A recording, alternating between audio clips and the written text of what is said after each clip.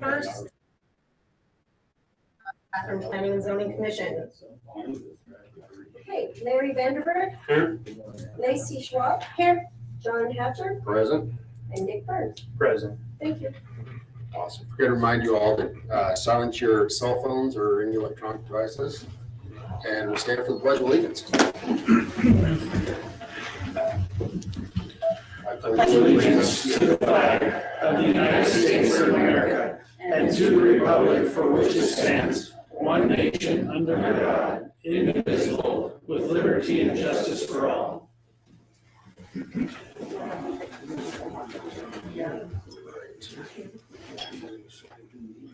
So, minutes. Everybody have a chance to view the minutes for May 27th?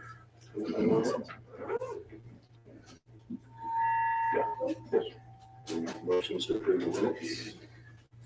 Move to approve minutes. I second.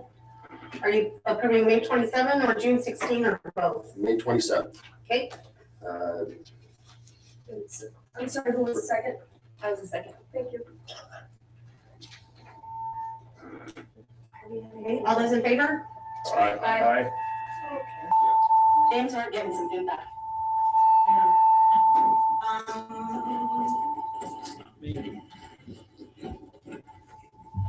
I think it's.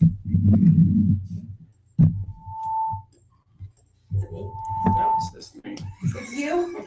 There's a box underneath your, They're all on. it looks like this. Just turn the dial down a little bit. Here, I'll get down there, I'm shorter.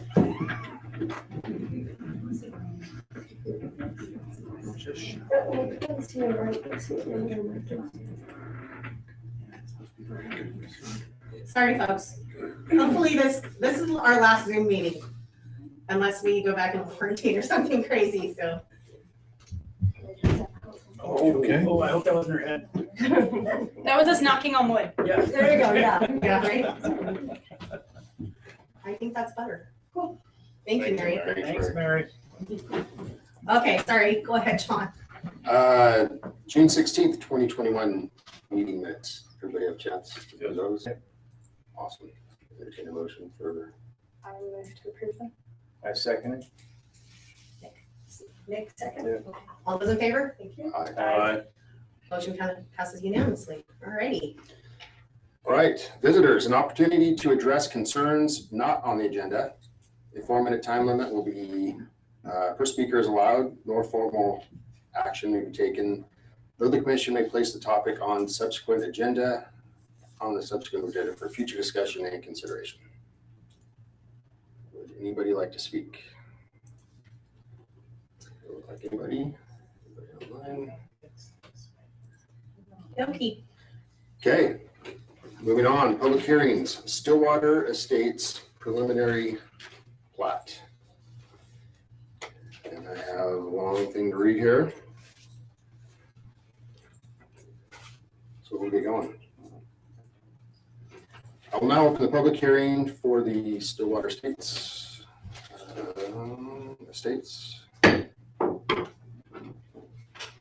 My name is John Hatcher, the duly elected chair of this commission. Also participating in this hearing are commission members Nick Burns, Larry Vanderberg, and Lacey Schwab, and the city planner, Carrie Sykes. The purpose of this hearing is to hear testimony and consider the proposal for the Stillwater Estates subdivision. Following the public hearing, the commission shall consider all relevant evidence and comments and determine whether to recommend that the council approve or disapprove the application or may return the proposal for modification. In its review, the commission shall determine if the proposal conforms to the general goals and policies of the comprehensive land use plan and whether the proposal is in conformance with the Rathdrum City Code. Our decision must be made by determining if the proposal meets the standards set forth in the adopted plans and code. Appearance and fairness. This hearing must be procedurally fair and be conducted by impartial decision makers. The appearance of fairness doctrine is a rule of law requiring government decision makers to conduct non-court hearings and proceedings in a way that is fair and unbiased to both appearance and fact. The doctrine attempts to make sure that all parties receive equal treatment. In order to address this doctrine, I will ask the members of this commission to respond following questions. Does any member of this commission or one of their family members have any interest in the property or the application or own property within 300 feet of the property subject to the application? Aye. Within about 100 yards, but I do want to participate and I feel I can be unbiased. Get any objections, please? I do not. I do not. I do not. Moving on, does any member stand to gain or lose any financial benefit as a result of the outcome of the hearing? Nay. No. No for me. Can all members of this commission hear and consider the application in a fair and objective manner? Yes. Yes. Has any member of this commission engaged in any ex parte communications with other proponents or opponents of the application? And if so, please state on the record the substance of any such communications so that interested parties have the opportunity to rebut. No. No for me. No. To the audience, is there any member of the audience who wishes to challenge the participation of any member of this commission in hearing this matter based on appearance of fairness grounds? If so, please step forward and include the reasons for the request. No.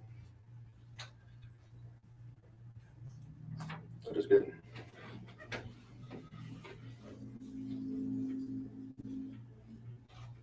Ground rules for the hearing and in the manner in which it will proceed.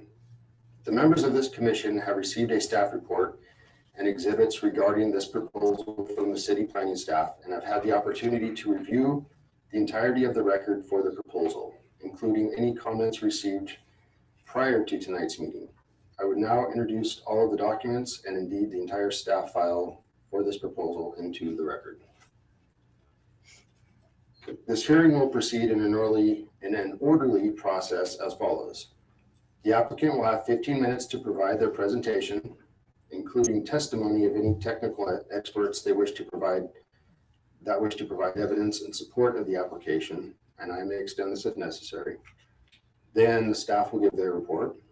Following this, members of the public will have the opportunity to speak, first by those in favor of the application, then those neutral, and then those opposed. This is an opportunity to provide your evidence of impacts or concerns. If you would like to speak today, you must sign in, including your address on one of the public hearing comment sheets found on the table at the back of the room, and provide the sheet to staff before we get to that portion of the hearing. All speakers shall come to the microphone and state their name and physical address for the record when called. Comments should be addressed to the commission, be relevant to the application, and should not be of a personal nature. If the comment is a question, the commission may direct such question to staff or to the applicant during rebuttal.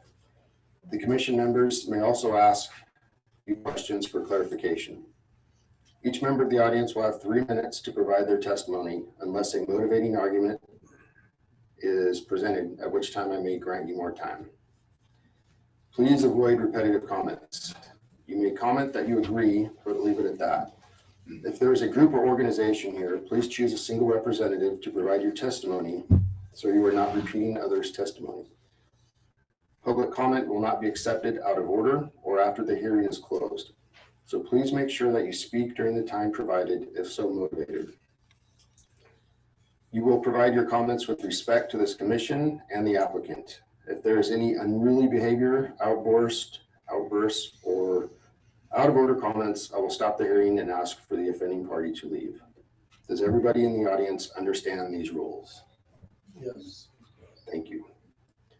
Following public testimony, the applicant will have an opportunity for rebuttal, and the commission members should ensure all of their questions have been answered during this period, as once the hearing for this application is closed, additional information may not be entered into the record. Do the members of the commission understand this? Yes. Yes. After all the public hearings are complete, the commission will have time to deliberate to try to make a determination on the application. I will now let the applicant provide their testimony. To the representative, please step forward, state your name and address for the record, and please keep your presentation to 15 minutes if you are able. Gordon Dobler, Dobler Engineering, Hayden, Idaho. Yes. If it doesn't work, just tell me to advance my law. Okay. You just pointed at me and hit the next button. Okay, I'll figure it out. You just did. This is a test. This is the hardest part of the presentation. All right, so Stillwater Estates, there's the location for you. You probably are all familiar with that. Let's find the next button. Which is the next button? Down? Right. Pointed at you? Huh? Not working. Not working, I'll hit it. There we go. Okay. So we're proposing a 6-lot subdivision that would give us 5 new residences. There is an existing residence towards the north end that's got a house and a shop on it. And you can see that on what is our lot 1 there. So we've got the rest of it is, again, 6 lots total, 5 new residences. It's an R1 zone, which matches the surrounding zoning. The minimum lot size for an R1 zone is 10,000 square feet, and we're proposing lots, the smallest lot of 11,781, and the largest, which would be the lot created around the existing residence of 29,353 square feet. So we feel that's compatible with the surrounding neighborhood, follows the character of the surrounding neighborhood, maintains the same lot sizes, same zoning. Okay, next. Utilities, public utilities improvements. So water and sewer exist in Parkway. Sewer is actually located off the pavement, so we wouldn't be laying any new water or sewer, just connecting to the existing. I've highlighted there the location points. Obviously, yellow would be for the sewer connections. The existing home is already connected, so we wouldn't be, I believe we're not putting one there. And then water we pair up, and that's located on the other side of Parkway. So in the end, we end up with really 3 street cuts to make our water and sewer, minimal disruption to Parkway for those services. Public utilities are adequate. You'll see that later when staff presents that there's capacity for the sewer and capacity in the water. So those are adequate. Just as an aside, trip generation for 5 new residences would be, that translates to about 4 trips per hour in the peak hour. And a trip is just a one-way out or in. They're all counted as 1 trips. So traffic additions to Parkway would be minimal from the 5 new residences. Okay, yeah, let's breeze through it. So we feel this is probably the most critical issue to address when we're laying out the subdivision. We feel the floodway, the creek, is a really important resource to be protected.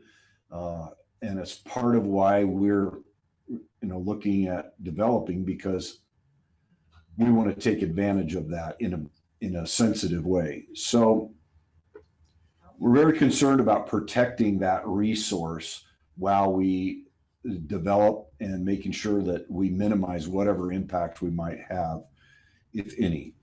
So what you're looking at here is it's a graphic of the mapped floodway and the floodplain. And there's kind of an important distinction between the two. It's a little bit of a technical explanation of the difference between the floodway and the floodplain, but I guess suffice it to say that the floodway is where the majority of the water flows, and that's protected by different regulations than the floodplain. While you can, in an extreme, build in the floodway, we certainly don't intend to. In fact, we would even look at a restriction, a no build restriction for anything except landscaping and fences in the floodway to make sure that in the future that remains, the floodway remains protected, which is really kind of above and beyond. Like I said, the FEMA and city requirements can allow it, but you have to be able to pass, the flow, the 100-year flow through foot foundations. You can't do grading without engineering analysis, and we would like to preempt all of that and kind of leave no doubt with the plat that is definitely, the floodway is off limits. In addition to that, well, and I just want to pause here for a minute. The floodway is the hatched area. So let me back up a minute and say the creek actually exists in a separate parcel. It is not on our parcel. It exists in a separate parcel that, while the ownership is a little bit in question, it clearly is not on our property, and it is maintained by the Twin Lakes Flood Control District. So we've had discussions and went to a meeting with the Twin Lakes Flood Control District to gather their concerns and address them to the best of our ability in the plat. And their concern is kind of twofold. First of all, this stream in this area does provide a recharge to the aquifer. So we want to protect that. And they, from time to time, will come in and they have the ability to maintain this area. So while there's no existing easement now, we understand that they've been allowed to cross this property to get to the flood, to get to the creek, and they can access it off of 4th.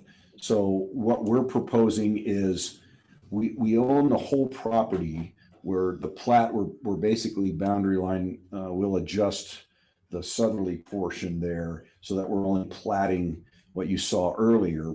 But we will, by separate instrument, dedicate a 15-foot access easement for maintenance to the creek to accommodate them. And that's what they're asking for, and that's what we're providing. So we've heard their concerns and feel like those have been adequately addressed. Also, we've had some discussions with the Aquifer Protection Board and their representative, who I trust you'll hear from tonight, and recognized that this is an area of recharge, because the creek it basically disappears in the ground, and what's flowing does recharge the aquifer. So again, we want to protect that. And to that end, as I've said earlier, we would be fine with putting a no build on the floodway. So I think one of the other critical features of this resource is just preservation of the native habitat, not just the flora and fauna, but the access and keeping it in its natural state. So I guess what I want to point out is, when you look at the hatch mark, that's the floodway.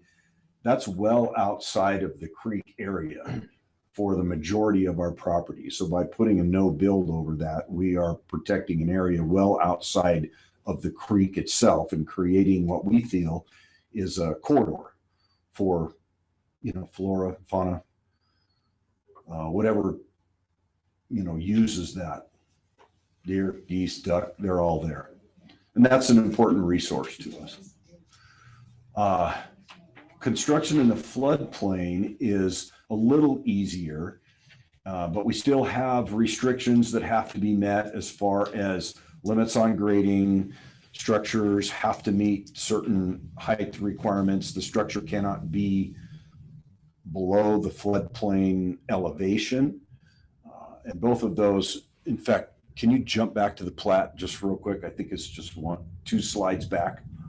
So if you look, and I don't have a pointer, but we've mapped both of those on the plat itself.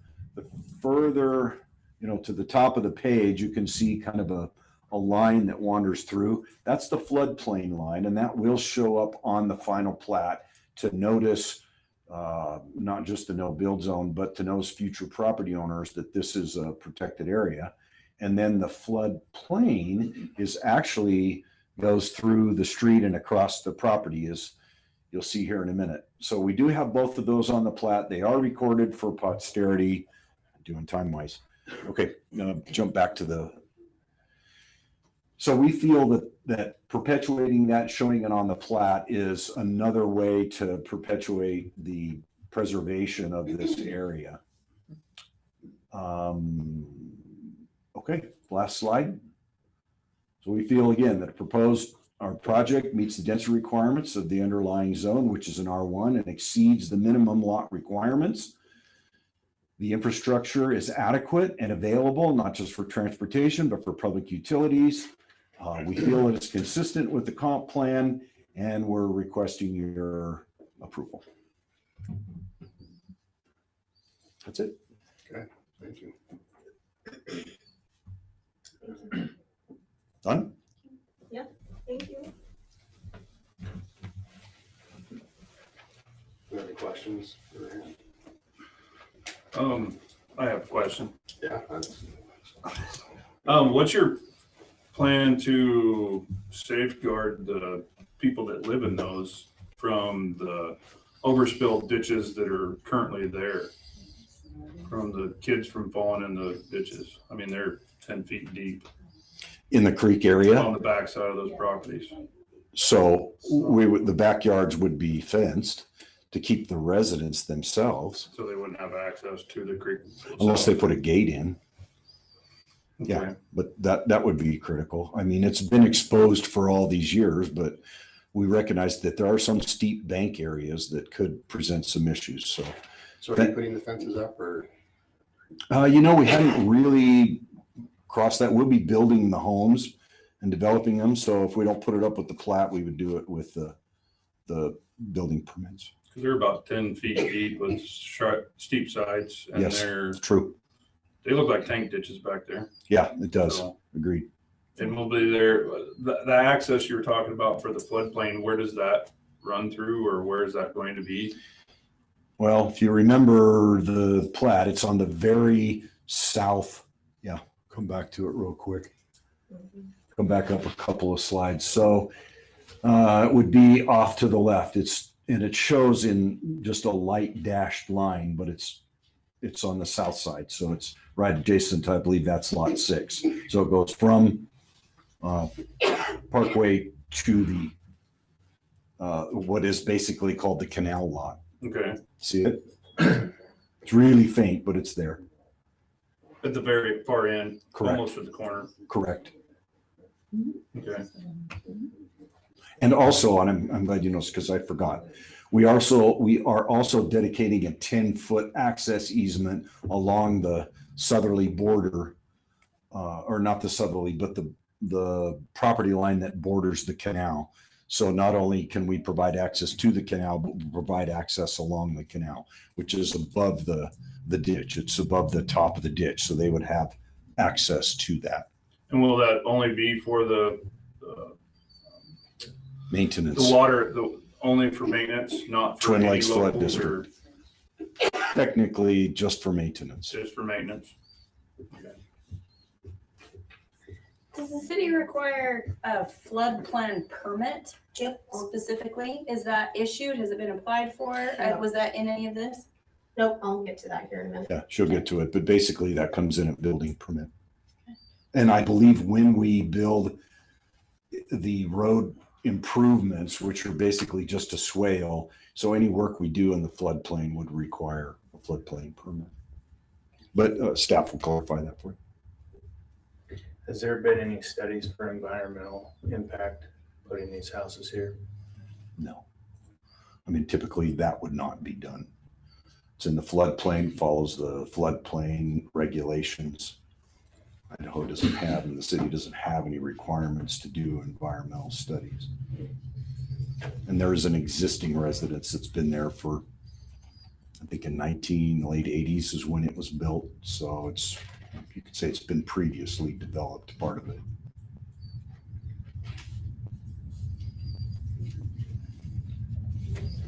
We can't hear back here. I didn't hear what was said. Is that microphone? I'm sorry? I think you said the home that's there now was built in the 80s, Oh, and it yeah. was 2000. Anyway, and it doesn't mean because there haven't been official studies that we don't recognize that it's a critical corridor that's sensitive. We get that.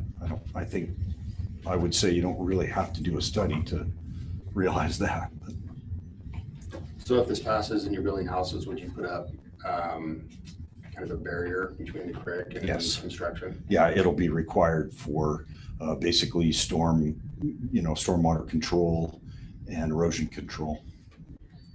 So you mentioned that you'd leave a 10-foot easement in the back. So the fence would be, On the edge of the easement, it can't be encumbered or else it doesn't really do any good. So yeah, good point. would that be blocked off in any other way? Or would that? Not by us, and we would put wording on the plat that would restrict any obstructions. Otherwise, it's kind of pointless. Yeah. Any idea on what kind of a fence you would require or you would want? Just your typical vinyl 6 foot. Yeah. In your lot too there, what's the actual building area that you can build on as you can't build on the flood spillway there? In the floodway, but you can build in the floodplain. So So what's the actual square footage there in the lot too? I don't know that, but we have dimensioned it and confirmed that, yeah, we can put a nice house in that area and a driveway to it. The homes, just by the nature of the floodplain, are going to be they're going to need to be as close as they can be to the road, just to minimize the grading and any obstruction in that floodplain. And the housing development would have the fence, would it require the people who buy it to put that back fence up, or would that be a part of the neighborhood, part of the subdivision and be done? So it would be Can you hold part on of for a this. second? Hey guys, it's hard for us to listen up there. If you could just give us our opportunity. And these guys, he's trying to repeat what he's saying because this gentleman can't hear. Sir, would you like to move forward? I believe there's a couple chairs up front. Feel louder, speak louder. Well, how about the microphone, the new thing or? The microphone is on. If we turn it up, we'll get feedback. Oh. So there's a chair right up here, right next to the podium, if you'd like to move forward. I'd rather sit here, it's okay. Okay, I'd like to be able to hear. I'll try the microphone. Does it even work? No? Am I loud enough? But, yeah, we got feedback on there, and so it's. All right, I'll speak up. sorry, go ahead, Gordon. So the fence would either be part of the subdivision or the lots. Either way, it'll be in before those structures are occupied. Before occupancy. Correct.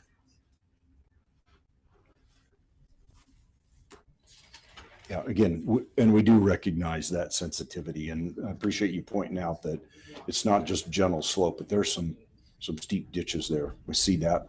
Oh no, they fill up every year. Yeah, yeah, they do. I mean, I've lived there for 21 years and we go back there and catch fish in those ditches, but when they dry up, then Yeah. fish dry up. But True. they spill back over. So that was my question to you. It's more safety Gotcha. for incoming than most anything.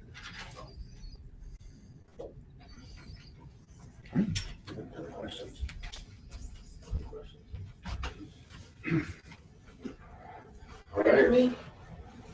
Yes. So again, this is the application for a preliminary plat called Stillwater Estates subdivisions. I'm sorry, if you're gonna speak and chat in the audience, would you please go out into the hallway? It's very disruptive. We can hear it all up here. Thank you. The applicant is requesting approval, obviously, of this plat, which includes 6 residential lots on approximately 3.17 acres.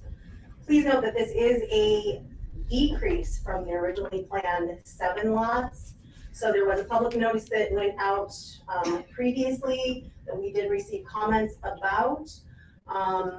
So in response to comments from the public and also concerns of the flood control district, the applicant did update this plat to decrease the number of lots and also to include for the access easement, which again would be recorded by separate easement in order that the flood control district can maintain the sum. Again, the proposed average lot size is 19,620 square feet, which is almost half an acre. That's average. So the smallest lot, 11,781 square feet is over a quarter of an acre. And the largest one is 2/3 of an acre. That would be the one with the house and the shop front. So these are large lots. Again, 10,000 square foot is the minimum lot size in this residential zone district. As you can see here, the property is within the designated R1 district. The property was provided that zoning at the time of annexation and included in the city limits. At that time, the Planning and Zoning Commission and City Council should have reviewed and anticipated impacts associated with this type of zoning in that district based on allowing 10,000 square foot lots. The future land use map identifies this property as transformational. This is residential uses are compatible with that designation. Again, it hasn't been, it was not designated or zoned for parks or any other use. Again, here is the proposed subdivision. I did want to address that the property is located within a special flood hazard area, as identified by FEMA in their flood insurance study, which is called an FIS, for Kootenai County and incorporated areas. Again, you can see the floodway, which is the red hashed. Floodway is the area which during a flood event would contain and channelize flood waters, so they're flowing waters. The floodplain, all of this area that's shown here in blue, which is also mapped with elevations, is an area of overflow. Typically, those areas are not moving water. They're where the water may rise to. You may have issues with things like hydrostatic pressures and things like that. So there are regulations that deal with building in both floodway and floodplain, and they are a little different. I think I have some information on that coming up. So I tried to put these kind of side by side here, and I did kind of this little approximate only map on the floodway map here in green, are the approximate areas of the various lots. So city staff has determined the preliminary plat can be supported by the city's comprehensive plan. It is supported by the city's comprehensive plan and can be consistent with Rasmussen City Code with some minor revisions to the plans. Basically, when we get to the time of final plat, there's all kind of information that has to be provided on there with notes and signatures and all that, which this doesn't necessarily have at this time, but it will when it comes back for final plat. So again, the R1 zone district allows for single family dwellings with minimum lot size of 10,000 square feet, which this meets. The maximum proposed lot width to depth ratio appears compliant, and there appears to be sufficient area on each lot to provide for a reasonable building envelope while complying with yard setbacks and lot coverage requirements as found within our zoning code, and also in compliance with floodplain and floodway standards. The public infrastructure is existing adjacent to the site as discussed. There is an existing street. There's water and sewer mains located in that street. The applicant will be required to provide laterals to the individual lots prior to final plat recording. And there may be some upgrades to sewer main within Parkway and or some improvements to the roadway or drainage swales for the roadway. At this time, that has not been determined by the Public Works Director and would be covered within a development agreement for this project, which is required. Those development agreements are approved by the City Council. They don't typically come to the Commission for review. They're a pretty standard document that deal with infrastructure development, construction, bonding, sureties, all those good things. I have this in all three presentations tonight, but I'm going to go over it here. The city recently received, as we do yearly, the annual wastewater discharge capacity analysis from the City of Post Falls Water Reclamation Division, or WRD, that was received earlier this month. We do review that in order to determine impacts of existing and proposed development to the water reclamation facility where the city of Rathdrum pumps its sewage in order to be processed under a wastewater discharge for per city intergovernmental agreement with the city of Post Falls. And there is adequate capacity to provide for this proposed development and all the proposed developments we have tonight, that are proposed here tonight. That the wastewater district is in fact adding, I believe, 2.5 million gallons per day capacity to the plant in the very near future. So that has been reviewed, as have the city's transportation plan, all those documents that pertain to this and other kinds of development. The property is located adjacent to the sump for Rathdrum Creek, which is the special flood hazard area. Both the floodway and floodplain are mapped. Again, floodway is the channel of the river or other water course where we reserve it in order for discharge of base flood without increasing the water surface elevation to other properties around it. So in order to build within a floodway or do any construction within a floodway, even if you're just putting in solid surfacing, like you want to put in what the city considers impervious surfacing like gravel or anything like that, you actually are required to do hydrologic and hydraulic analysis to demonstrate that there's no increase to the base flood elevation to any adjacent properties upstream or downstream within the entire course of the stream. It can be very expensive to do that. It requires extensive engineering. Typically, those are done by highway districts when they want to like change out a culvert or something like that. Basically, what you have to show is a no rise to the area.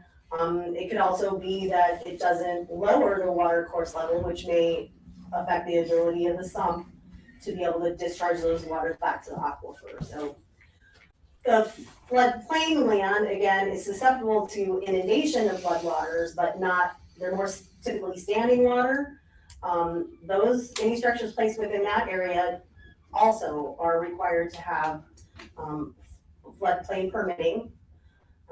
They require flood proofing, again, locating the lowest floor of occupancy higher than the base flood elevation to hopefully decrease property losses, dealing with flood proofing your utilities and things like that. So all of those measures have been adopted in compliance with FEMA standards in order to provide protections for the city and for the property owners, future property owners and developers. Please note that it is strongly encouraged that developers and owners within this area receive flood insurance, which is offered to those owners at a discount because the city participates in the program through the flood insurance rate study. If for any reason there is financing involved with the construction or ownership of properties, most likely underwriting will require them to carry that insurance. So it's likely it will be in place. We did evaluate for other potential environmental impacts. There are no identified endangered or protected species in the region. I was able to talk today, actually, with the Department of Fish and Wildlife. They are recommending leaving the riparian zone and vegetation adjacent to the channel undisturbed to provide for possible seasonal fish populations, but also provide for other wildlife, waterfowl, deer, things like that. And that has also been proposed by the applicant verbally during this meeting tonight. It is something that, as it has been volunteered by the developer, we would add it to the development agreement and as a plat restriction on the face of the plat, which would say that no development is to occur within the floodway area, that mapped floodway area, and again, that is mapped on the plat as well. Again, they have addressed some of the concerns of the flood control district by adding that easement. And all of the stormwater that's generated from private properties under state law is required to maintain that stormwater on their own property. So discharges of stormwater from any of the development on these lots has to be maintained on these lots. It can't be discharged into the Rathrum Creek, the sump, any of those areas. So they're gonna have to figure out how to deal with stormwater before it reaches that area. Of course, properties, residential properties, little commercial properties, any property, your property, all of your properties probably, lawn chemicals and things like that are very common. I do not know the per year infiltration rate on the sump. I believe Flood Control District is here tonight. They may be able to help further with that. So if those type of chemicals do reach that sump, I'm again not sure of the rate at which they would be able to travel to the aquifer or filtration they might get before that time, and whether or not it's any different than any other residential or commercial property in the city.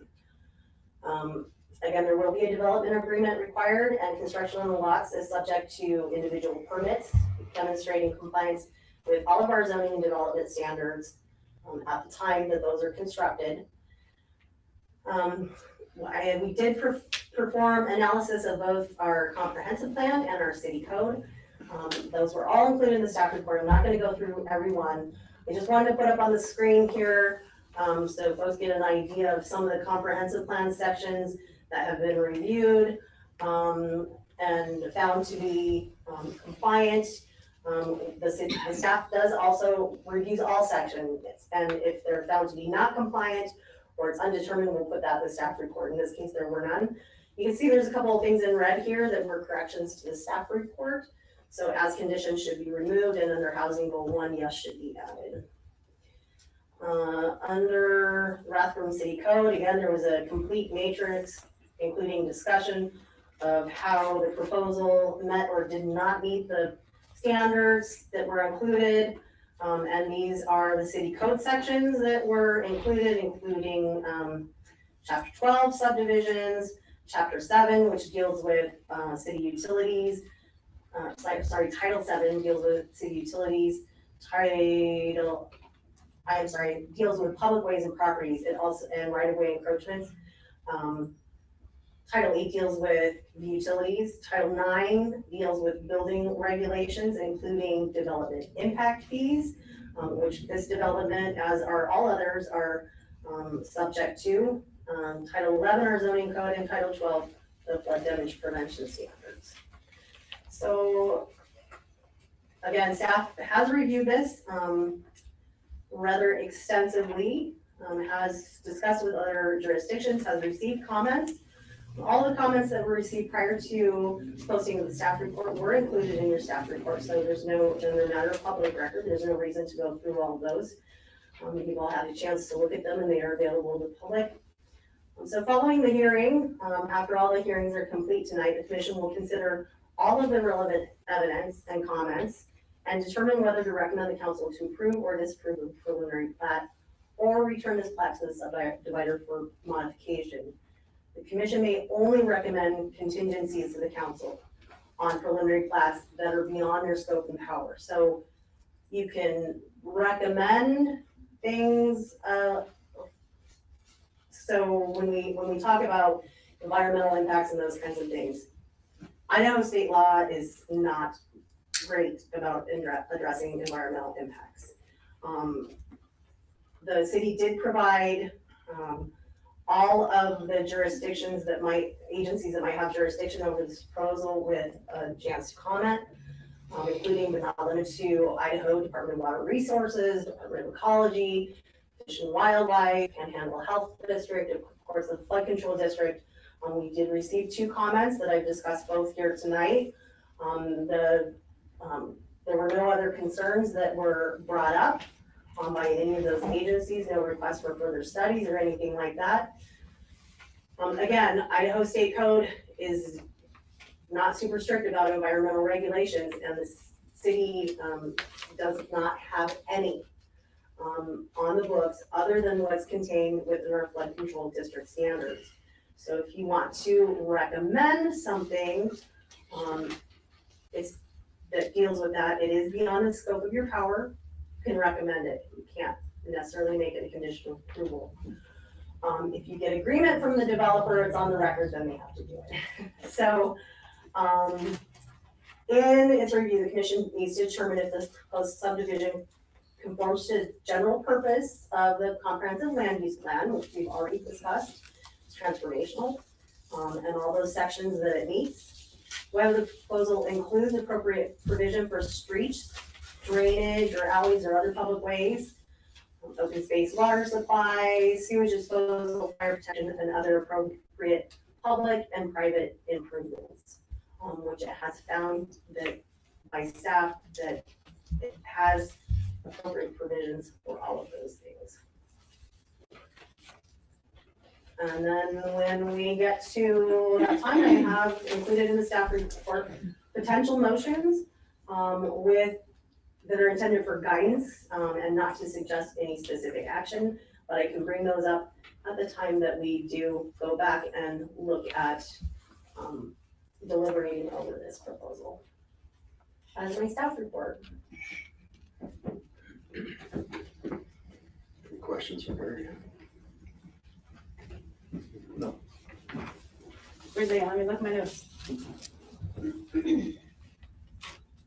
Is there a difference between a special hazard zone versus I was seeing this in the same section with the flood plan permit. Is there a difference between those designations? A special flood hazard area includes the floodway and the floodplain. So the entire, yeah, so the entire flood area is the area of special flood hazard. Thank you, that was my question. You're welcome. You mentioned the hydraulic survey. Mm-hmm. Had that been done? One has not been, it's only required if they are developing within floodway and their intent is to stay completely out of the floodway. Okay. So before they can develop in any of those, either of those flood areas, floodway or floodplain, they have to get the floodplain permitting. So they submit to us, basically a surveyor has to come in and confirm the base flood elevation and the building plans for anything they're putting in there, fill plans for any fill they might be putting in, anything like that. And they have to demonstrate to the city that those things will be compliant with the FEMA's and city's regulations, which are pretty extensive in Title 12, before we'll issue any permits. And then following building permitting, they have to go back and do another elevation certificate, has to be performed again by the surveyor to ensure that they actually built the improvements according to what they said they were gonna do. So, and those are, we have to keep all those on record, FEMA requires them. They're all cataloged and.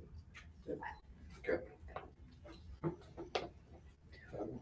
What is the city's part in this as managing, if there were a flood, what is the city isn't liable for that, but are there certain resources of the city that go to helping alleviate some of that? We're eligible for FEMA disaster funding because we participate in this program and within other hazard mitigation programs. So if Administering that? a state of emergency was declared or something like that, in which those funds came available, then those people would be eligible to receive those bad damages that were covered under that claim. But outside of a state of emergency, the city really isn't involved. No. Okay. No.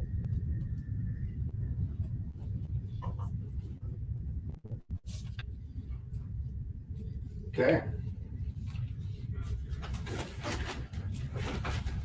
Members of the public.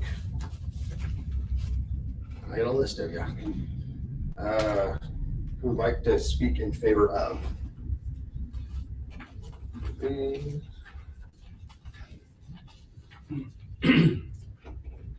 Matthew Afana. Hello, Matthew Afana. I'm the owner of the property and, oh, sorry. Your address? Oh, 14363 Pristine Rathdrum, Idaho. I'm also local. And so we took what I would think a very proactive approach to dealing with agencies and concerns around the area, including a neighbor, and to actually develop this property, what I feel should be in that neighborhood that coincides with everything that's there. A couple of things I want to note. You got a question about the minimal building size on lot 2. So all the lots building out of the floodway from 7 to 17,000 square feet. So even lot 2 has about 7,800 square feet of buildable space. So if that helps answer that question. And it still meet the city's requirements on setbacks. Absolutely. So, and then also another, concern, just, I want to make it very clear. The property is not part of this channel. The property's out of that channel. That is not our property. That channel, we abut up to that property line. And then within that, like some of the vegetation and everything is outside of the back of our property. So this does not go through our property absolutely whatsoever. So we took really what I call, with concern to the other agencies, the Twin Lakes Flood Control, the Aquifer Protection, to get their comments and concerns. And then we went ahead and implemented those comments into the plat to try to, take care of their concerns. So anyway, I just wanted to let you guys know a couple more details. And we were trying to build a few nice houses in there, finish out with your, what's there. So I'm hoping we get your approval. Okay, thank you. Thank you.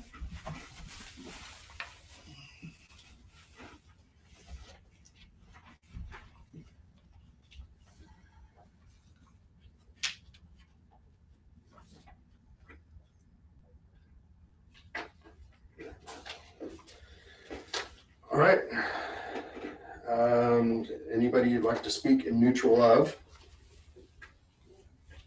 So I'm going to start the name Lauren. Scarsello, it's a mouthful, I'll agree. My name is Lawrence Scarsello. I reside at North 22389 Kevin Road, Rathdrum. I'm not exactly sure which hat to wear tonight, but I am on the Aquifer Protection District Board. When I heard of this proposed development, I gave Matt a call and I said, hey, there's some dynamics associated with this. So I also notified the city, but Matt, myself, Rand Wickman, who's sitting here, he's going to speak tonight, who is hired by the Aquifer Protection District Board to research and try to protect some of these sites, safeguards, if you will, as well as a representative from the Flood Control District, met down there a couple weeks ago. We talked about a number of concerns, dynamics. It is an active recharge zone, as you all know. So anyway, we kicked around a bunch of ideas and concerns. Matt went back with his plan and redrafted, if you will. Seemed pretty receptive to what we need, which our primary concern is access to the sump.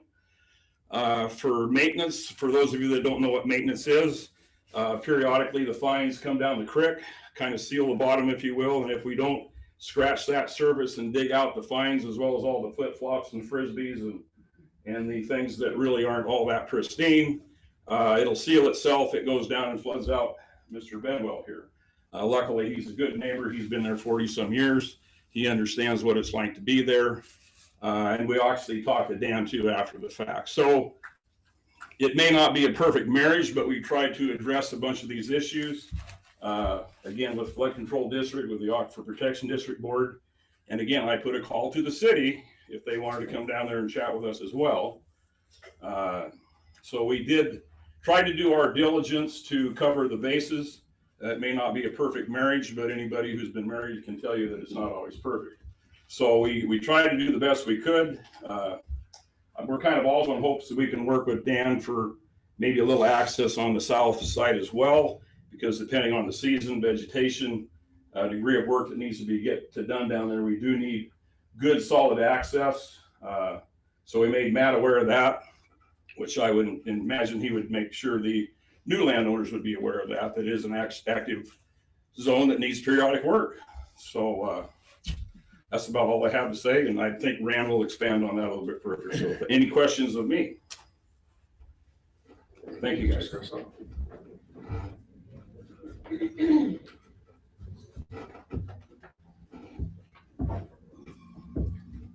Todd Howe? Neutral. I'm chairman of the board of flood commissioner. So basically, a lot of that's already been. I'm sorry. I need your address. 24207 North Fish Lake Road, Thank you. Raptor Post Falls. Rathdrum. Thank you. So not to keep going over, I mean, basically a lot of our concerns probably have been talked to with you guys. Our main concerns were the awareness to you guys as well for, there's a lot of water that goes down there. We discharge 160 to 200 CFS at the dam when we need to. And it goes down, and the sump will take 100 CF. You were asking about perks or whatever. You know, to the best that we can tell you, it'll disappear at 100 CFS. After that, you know, it does flood down there, and I'm sure a lot of people are aware of that. The awareness was one, and then, you know, the safety. He said something about the fencing, and we have talked about fencing that area quite a few different times. I think because it wasn't as populated, maybe it didn't become an issue as much. So I'm real neutral. I mean, the flood control district just wants everybody to be aware that, and we need to be able to access it. And I had not seen that new plat before today. So we do need the access to clean that out, or there will be more flooding. So. Is 15 feet enough access? We were just talking about that. We actually kind of wanted 20, but I mean, 15's starting to get there. I mean, that's, you know, I think it was discussed, actually Lauren and Gordon Silty here have been down there a lot longer than I have. I've just watched it and seen it, but they have actually cleaned the sump, and I have not. I mean, you're talking about getting a backhoe or an excavator down there to dig out, you know. There will actually be 20 feet because there'll be 15 feet on the Bedwell side and 5 feet on. Okay, so it is 20. Yeah, I thought 10 and 5. So if it's 20, I think that, yeah, that's what Laura and I were discussing as well. So, yeah, it's probably close. And the fencing, you know, exactly what you said. I mean, that water is flowing. I mean, that's some water for sure. And if it's not going down, it's flooding, then it has to be, you know, over 100 CFS, and that's moving within that channel. Would there ever be a need in the future to deepen that? I don't, as long as it's cleaned. I mean, right now it hasn't been an issue, you know. I mean, it does flood still. We don't, it does not suffice at this time with what we discharge at times. Within the dam, it suffices for us, but with the tributaries involved, I mean, you can, you know, get quite Mother Nature can be, you know, we can't control that. So knowing that the properties are supposed to self-contain the water runoff, knowing that they don't, do you pose that could be a problem to flooding and adding to the water of that? I would think not. Flood control district is dealing with a lot more water. I do think that that's an aquifer problem. I mean, I don't, you know, flood control district is probably not going to see that much more water coming in there than what we're discharging. That's a lot of water. Right, but the impervious surface is going to increase by, and it could, you know, 100% because it's going to be all developed. Yeah. So, I mean, it's something for you guys to consider. Like I said, this is an awareness thing for you just to see. Some of these numbers we've just never really had to come up with down there. We have to deal with our discharge from the dam and monitor that and know what we're discharging and flowing and not flooding out the creek going into town. Once it hits the sump, hopefully the sump takes it. And when it doesn't is when, you know, some of these lands, I think that on that plat, I don't know, that the shop plat right on that shop, it floods out, I mean, every year. Yeah, no, is that 7 or something? So it's lot one where where the. To the left all the way? And that is outside the plat, Yeah. so that's outside of this plat will be, Right. So I mean, you know, it's a lot of water. And I just can't tell you each year exactly how much that'll be, but the tributary, I can tell you how much the flood control district will discharge. Close, you know, sometimes it becomes more, but usually it's not supposed to exceed 160 CFS. thank you. Thank you, sir.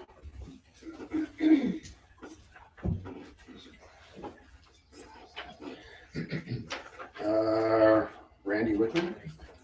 Rand? Neutral. Good evening, commissioners and staff. Rand Name and Wickman. address, sorry. Yep, Rand Wickman for the record. My address is 2992 East Gotham Bay Road, Harrison, Idaho. I probably traveled the farthest to get here tonight.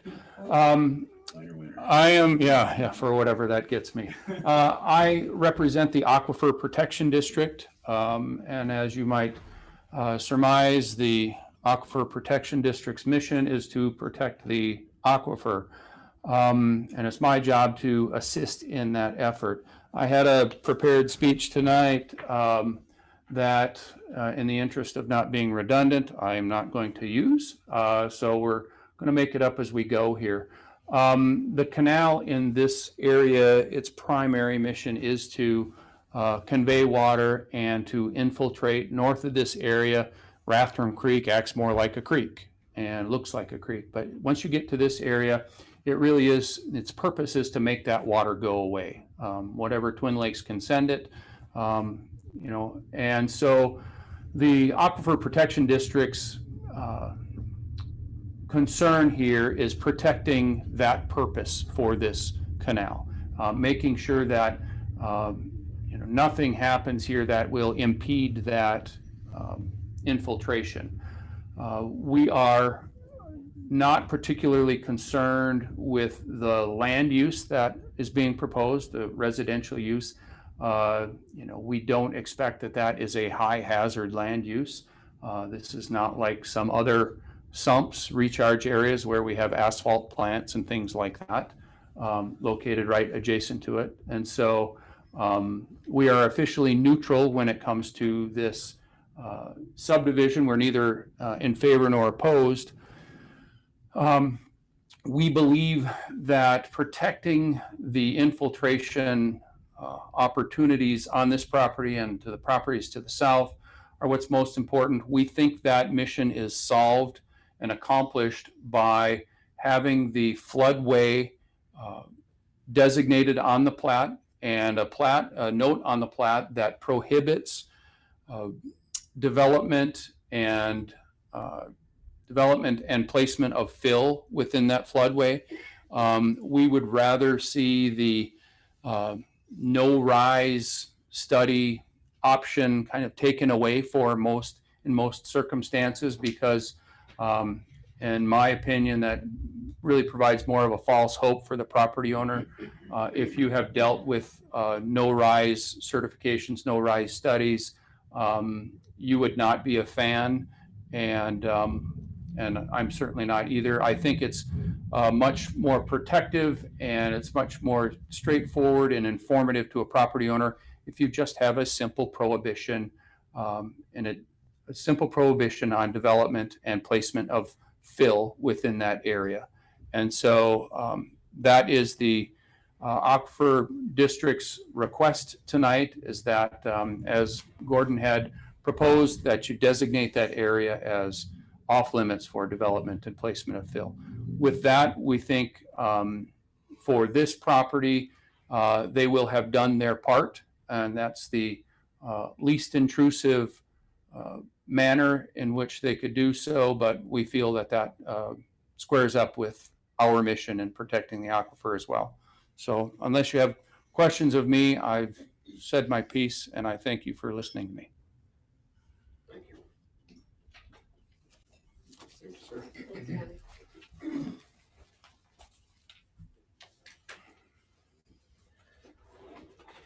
Sure.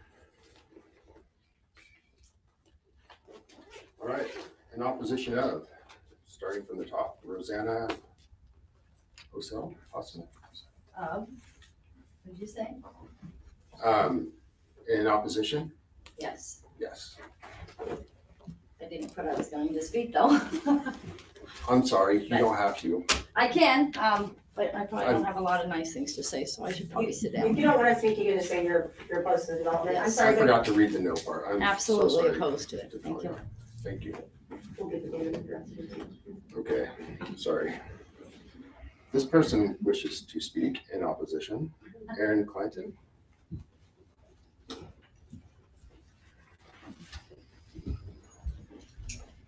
Thanks, guys, for having this meeting here. Want to make it short and sweet here. I grew Go up ahead here. and state your name and address for the record. Aaron Clanton, 12239 Gipper Loop in Rathdrum, Idaho. Growing up over on Parkway here, lots 6, 7, and 8. We're talking about the flood zone control, the city of Rathdrum, the dam up on Gunning Road up there where Twin Lakes is released. Growing up there, lots 6, 7, 8, and a shop is a big concern to me developing that. The reason why I've seen the flood zones up almost to Parkway Street as a kid. 34 years old, born and raised here in this town. Used to fish a creek all the time. Another reason opposed to this development getting built is safety concerns for the families there. Developers talk about gate access to the creek, potentially to the back. In the mid 80s, late 80s, we had a kid die when I was a kid there, drowned in the creek. Major safety concern. The current owner, years past when we were kids, gated that off, fenced everything off, kind of deterred us kids from fishing there. As a kids, we couldn't go down there fish anymore. And the impact it's going to have to wildlife. We woke up looking deer, the geese, the Canadian geese out across the street, the moose. Each time we start developing more and more of this and taking away their resources and their accesses, it's pushing them farther and farther away. It's causing more accidents on 53. They're coming down to drink. They can't get access. They're scared. So I ask you guys to deny this. Any questions for me? Thank you. Thank you. Thanks, Aaron.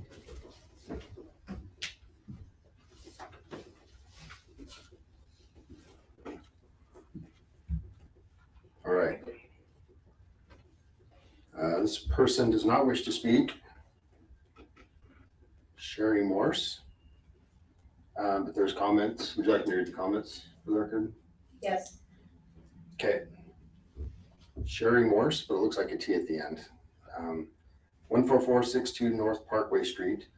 I feel building on floodplain is not a good idea. Also, schools and grocery stores are needed. Sure. Thank you. This person does not wish to speak. They are in opposition, and previous was opposite. William Morse, 14462 North Parkway. That's it. Opposed. This person, Gordon Silty, has yes and no. Would you like to speak, sir? I'm here. I'm the one that can't hear. My name is Gordon Silty. I live at 8626 West Silty Ranch Road. Thank you. And I'm not necessarily opposed to the development. I do have some concerns that we need to, I think, address. I'm not sure exactly who owns the property, whether there's a lease, an easement, or whatever for the flood control. We maintained it. We came via that kind of backhandedly. We were presented by the Idaho Water Resources as commissioners, and the county didn't want it, and the city didn't want it, and the Roth brothers didn't want it. I'm talking about the sump, the place where the water all goes into the ground. I don't know how many of you have been down there, but it's a pretty deep cut, and it's 15 feet deep, and sometimes it's deeper, depending on whether it's been cleaned. I do have some concern about if a family were to move in and have little kids without fencing, and I think fencing should be stipulated in the whatever it is that the program that the builder puts in, that if a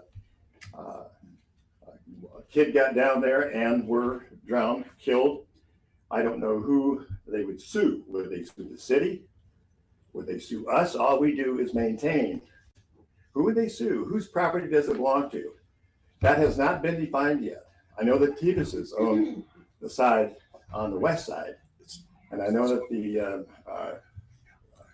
not the Stillwell, I can't remember Greenfield. The Greenfields, the ones that sold it to Matt, I think, they own the other side. We tried to get some fencing put in a couple of years ago, but things got sideways and we didn't get it done. But I think fencing is going to be a must as far as safety is concerned. Without good fencing in there, we're going to lose somebody, and somebody's going to be sued.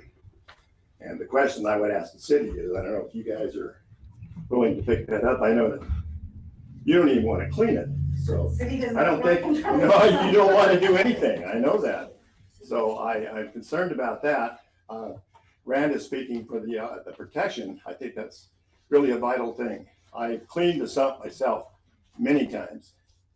And frankly, what comes out of there, you'd be pretty surprised about. I don't know what they're expecting or what could go down there, but I don't know how much pollution it could cause the aquifer. But it wouldn't take much to get down where it is. It's going to affect a lot of folks. So we're talking about an aquifer, a sole source aquifer that probably right now furnishes water for 300,000 to 400,000 people. And it wouldn't take much, just like we talked about when they put the train depot in here. We talked about what happens if we had an accident. Well, you know, it's not that kind of a thing. We're not talking about dumping thousands of gallons of diesel, but there's a lot of stuff that can happen that goes into the aquifer. And I think that I would highly recommend that we have a program going which includes everybody, the city, IUWR, the Aquifer Protection, the Flood Control District. All we are is a cleaner. We're a maintenance operation. We don't own it. And we don't, I don't even know if we have an easement on it. That's not been legally sought yet, which would be kind of a good thing to do. You know, who owns the darn thing? Who's responsible for it? It's actually the creek is actually placed in unspecified right of way. Right. Well, but then who gets sued? I mean, I think that that's a legitimate question. That's something that needs to be, if there's ever going to be a time when we want to know what it is or who it is that's responsible, you know, is it the people that maintain it? Is it the city who gives the permit to build?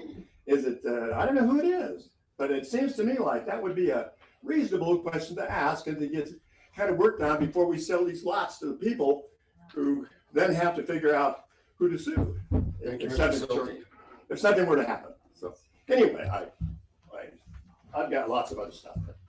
Thank you, sir.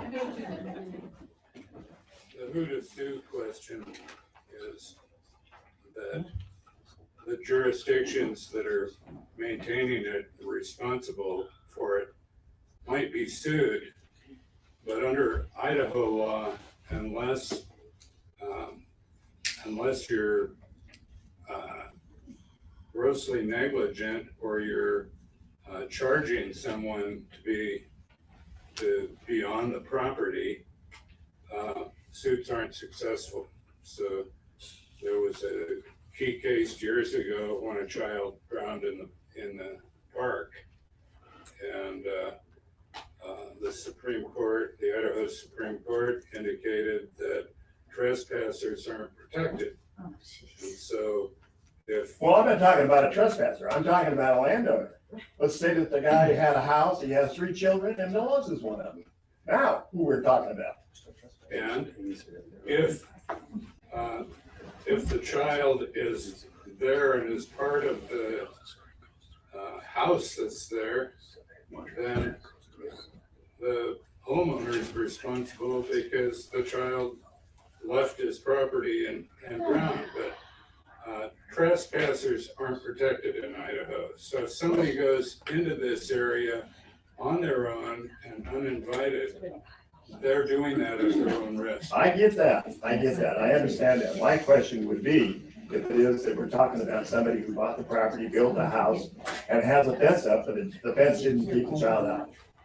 Then, it's a place that frankly, it's, if you've been down there, it's, have you ever seen 200 cubic feet go down that creek? That's what we let out at the lake. There are 3 creeks between here and the lake that also feed at the same time, and they're at peak. There's a lot of water that goes through that sump.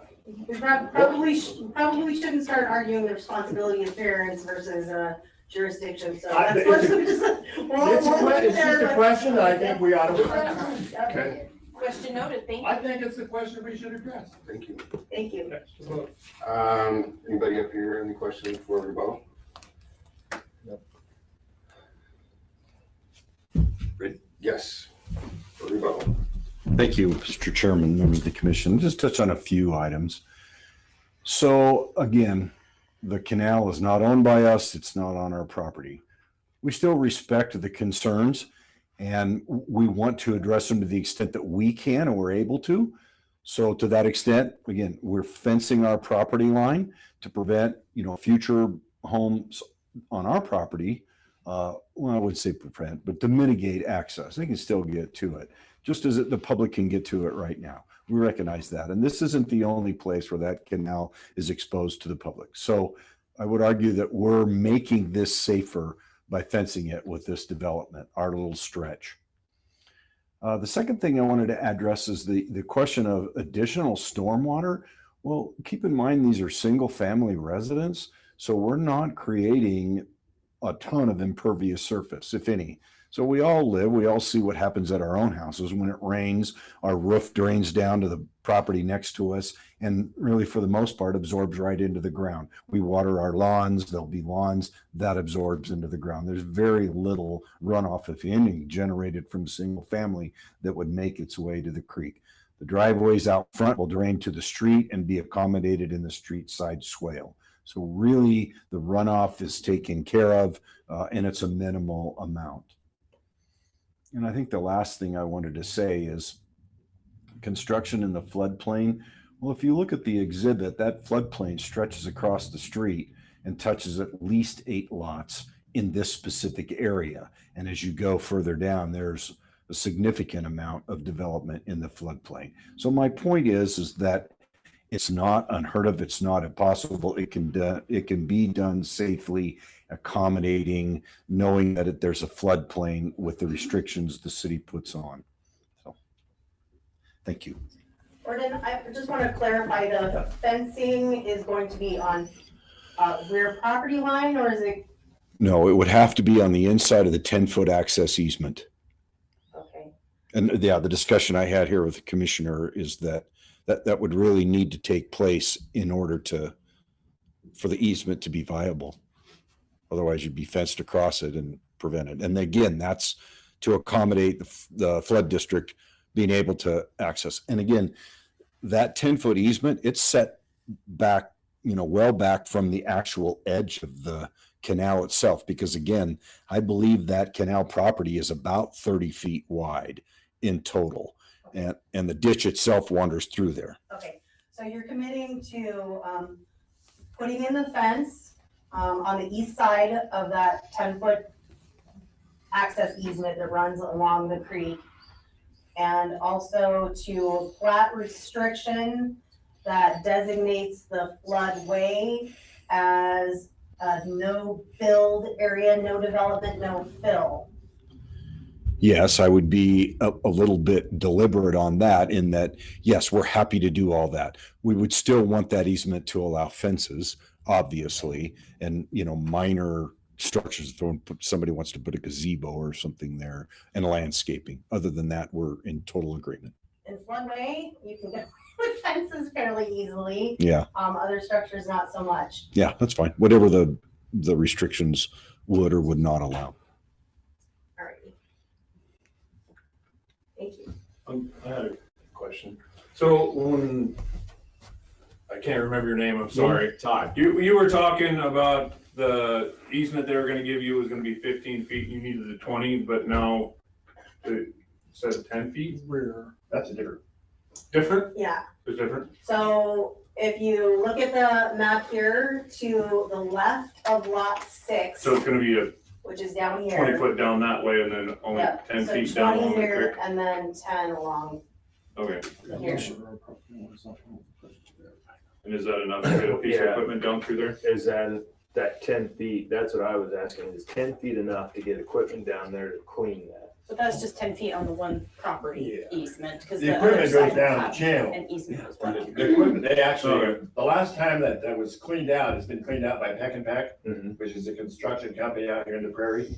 And they have a big track hoe. I had a 950 cat front end loader, so I had to go in and get a bucket, carry it back out or whatever. They have a track hoe that goes down there, that swivels, and they back a truck in and they just take it out. And they can go out the lower end, which is the best way to do it. There's no question about that.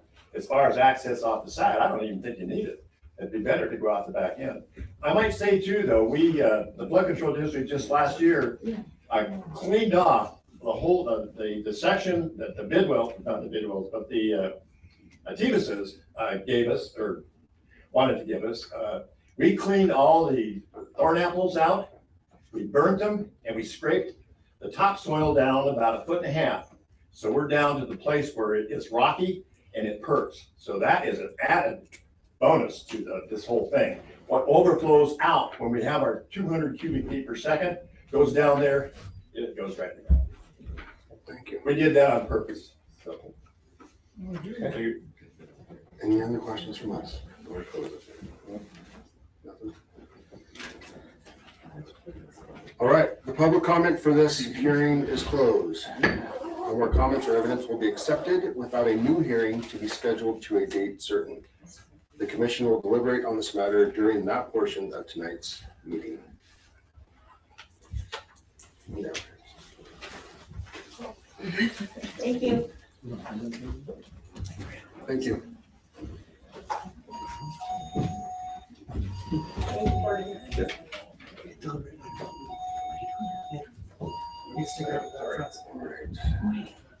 Next is the Thayer Farms. Oh, wait, hold on.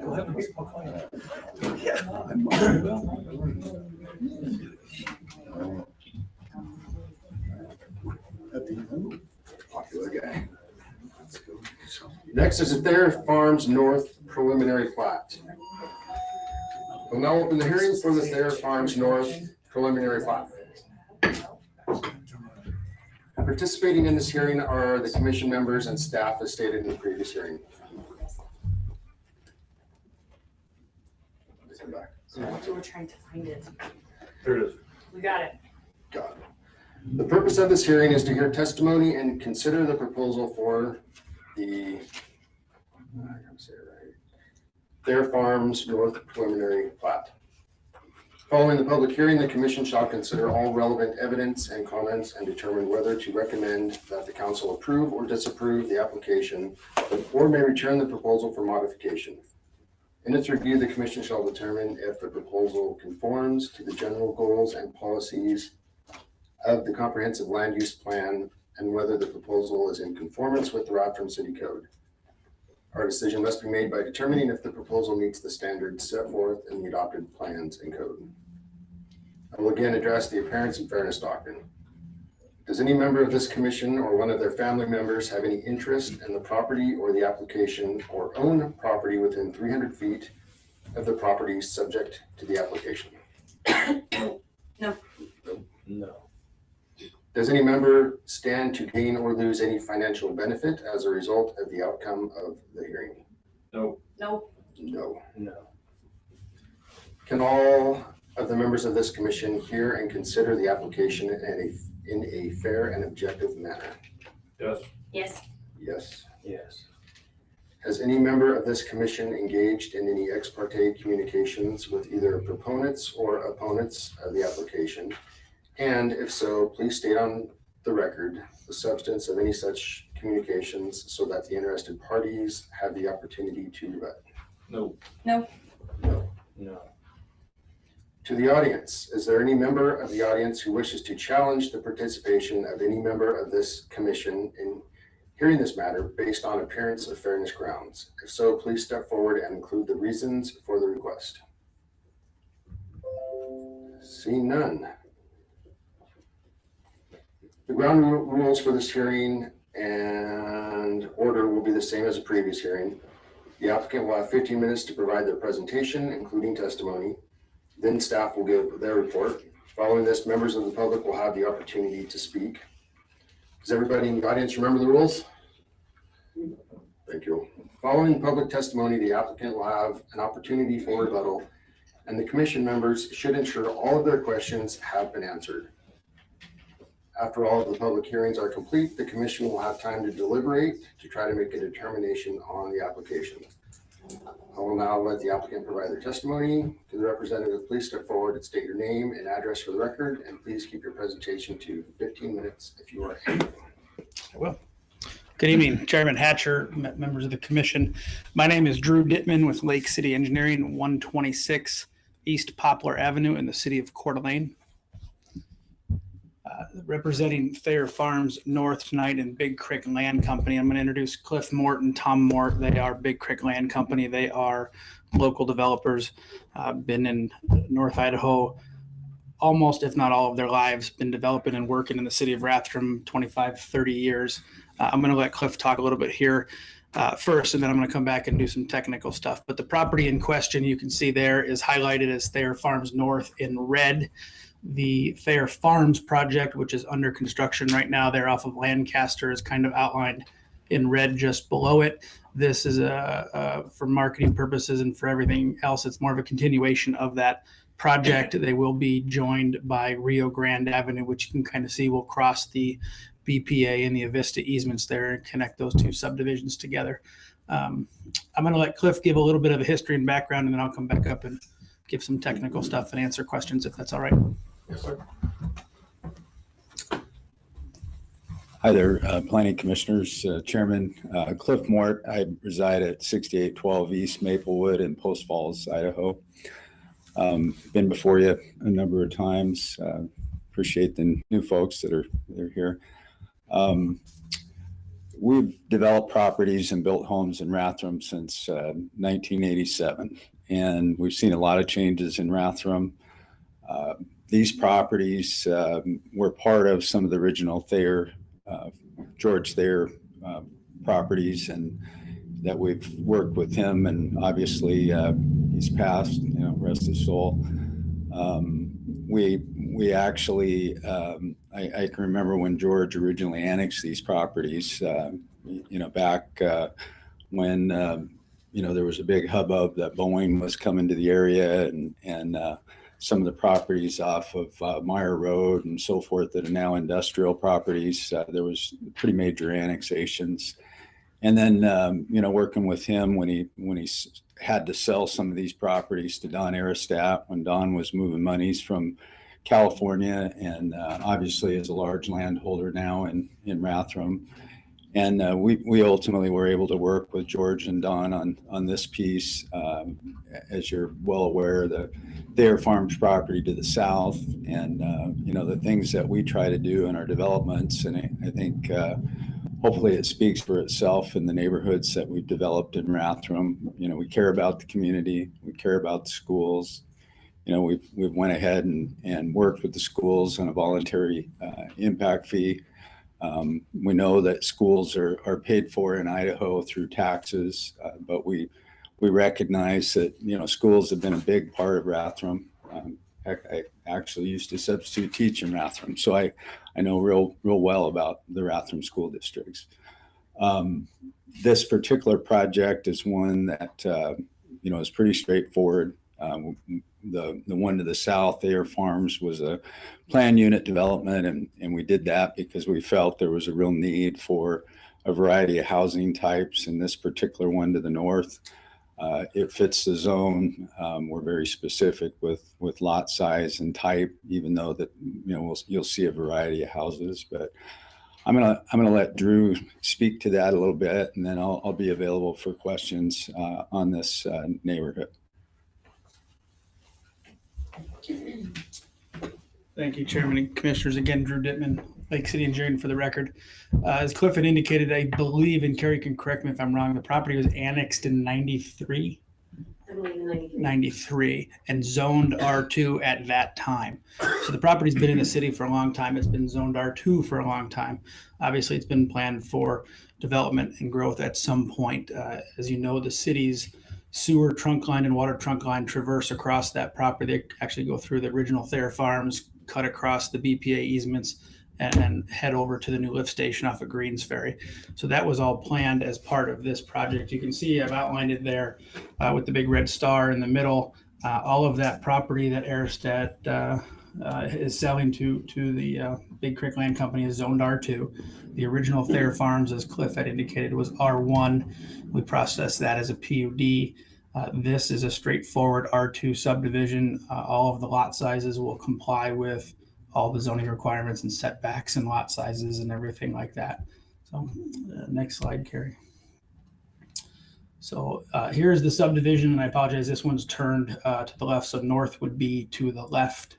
You can see the continuation of, yes, you got to kind of turn your head to look at it. You can see the continuation of Rio Grande Drive there, and I don't know if Carrie can highlight that with her mouse. That cuts across the BPA easement up in the right-hand corner of the drawing. Okay. So Rio Grande will go all the way up and ultimately connect into Nagel at that corner there, just north of the Golden Spikes subdivision. We will build the frontage of Rio Grande across our frontage and across the BPA easement as we're required to. The city currently holds a bond from the Golden Spike development to complete that portion from our northern boundary up to Nagel. We've met with Kevin and staff, and we're going to try to work together with the city and with that bond to make sure that we do get Rio Grande built in its entirety up to Nagel. That's important to the city. It's obviously important to us for access reasons. So we're going to work with Kevin and the staff to make sure to get that done. Otherwise, as Cliff said, it's a fairly straightforward subdivision. It is a very simplistic layout. Part of that reason is because of the way the sewer and the water traverse across that, the existing sewer and water trunk lines converge across that property. 146 lots is what we're proposing, 4 phases. Obviously, phases will be based upon market conditions, but we're proposing 4 phases. I guess I would stand for any questions that you guys might have, or if you have questions for Cliff, he can come back up and answer them. Sure. I have a question. So this completion of Rio Grande will not go through Golden Spikes. It'll be on the outside. It's on the outside of Golden Spike. So the right of way exists there now adjacent to what Golden Spike had done. We will be dedicating the other half of the right of way on our side. And the city currently holds a bond for those improvements from Golden Spike. Meaning it'll be big enough to accommodate that much more traffic. Correct. Golden Spike, in essence, they've already paid for those improvements. They just haven't been constructed yet. So there will not be any access into Golden Spikes? None. Okay. None. It's all fenced back there. Correct. Correct. Correct. These all look pretty even, but it seems like I was reading that there were cottage lots that had an average of. Nope, that's the final plat for their third. Oh, hey, okay, different there. Different. Glad I asked. Yeah, again, these are all standard size R2 lots. They all meet all the setback and lot size provisions. That was in me the zone. going, what's that Yeah. R2? No. Where are you sneaking? How long do you suppose that those 4 phases will take? My crystal ball is no better than anybody else's, to be honest with you. It's market How many dependent. lots in one phase? So there's 146 lots total. There's 4 phases. They're equal phases. Are they equal Yeah. phases? Roughly equal. I mean, we got to make sure the lots and streets work, but yes, they're roughly equal. Will the road handle that much traffic? Yes, they're in your staff report. Your city engineer has addressed that. Rio Grande is a local residential collector street that's designed to handle that traffic. That's addressed in the staff report. Were there other things done with like a traffic impact, or was it just Rio Grande? It's just Rio Grande. And again, Mario probably covered in her report, but it's in the staff report that Kevin, or actually I think it was a separate memo that Kevin had submitted. That should be in the staff report. Do you own the land north and west of that? North and west, we do not. So you're North and so on the north end there, you have a street that's just going to dead end. correct. You want to go back to, there you go. Yep, Yeah, so just on the north side of that. correct. Not yours. That is not ours. That is actually at the direction of the city engineer. He and I had a discussion about that. Your code actually requires that we provide connectivity to adjoining landowners. It's to promote the safe circulation of traffic in the future, if and when those properties do develop. We do not own it or control it. We do not own the property directly to the west either, and we have a stub street provided in there. We're actually required to do that by city code. Okay. Is there any way to block that? It will be blocked. It'll have barricades at the end of the street, correct? So can you describe what the barricade? It's a type 3 standard barricade. Sorry, it's an engineering term. It's the horizontal with the red and white lines on it. It's end of road marker. Okay. It's a standard requirement from your staff. We have them all over town. Yeah, they're- I mean, TCD standards, so. Correct. Okay.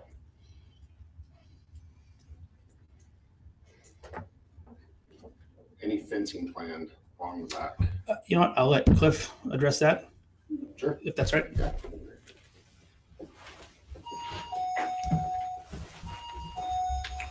Yes, we plan on fencing, in a hardscape fence, either along the main boulevard. You'll see our same cementatious fence that we did out in Thayer Farms along Lancaster. I don't know that we've gotten that far on whether we'll do it all that way or whether we'll do some of it in vinyl to the north and to the west. But it'll just kind of depend on as we develop out and we look at what the housing types will ultimately be. That's how we'll make that decision. So that would be down, Rio Grande. Rio Grande, we planned on using our same cementatious product, the Okay. cement wall that you see out on Lancaster. Okay, and then on the north side and the west side, you're planning fencing, you just don't know the type. Yes, exactly.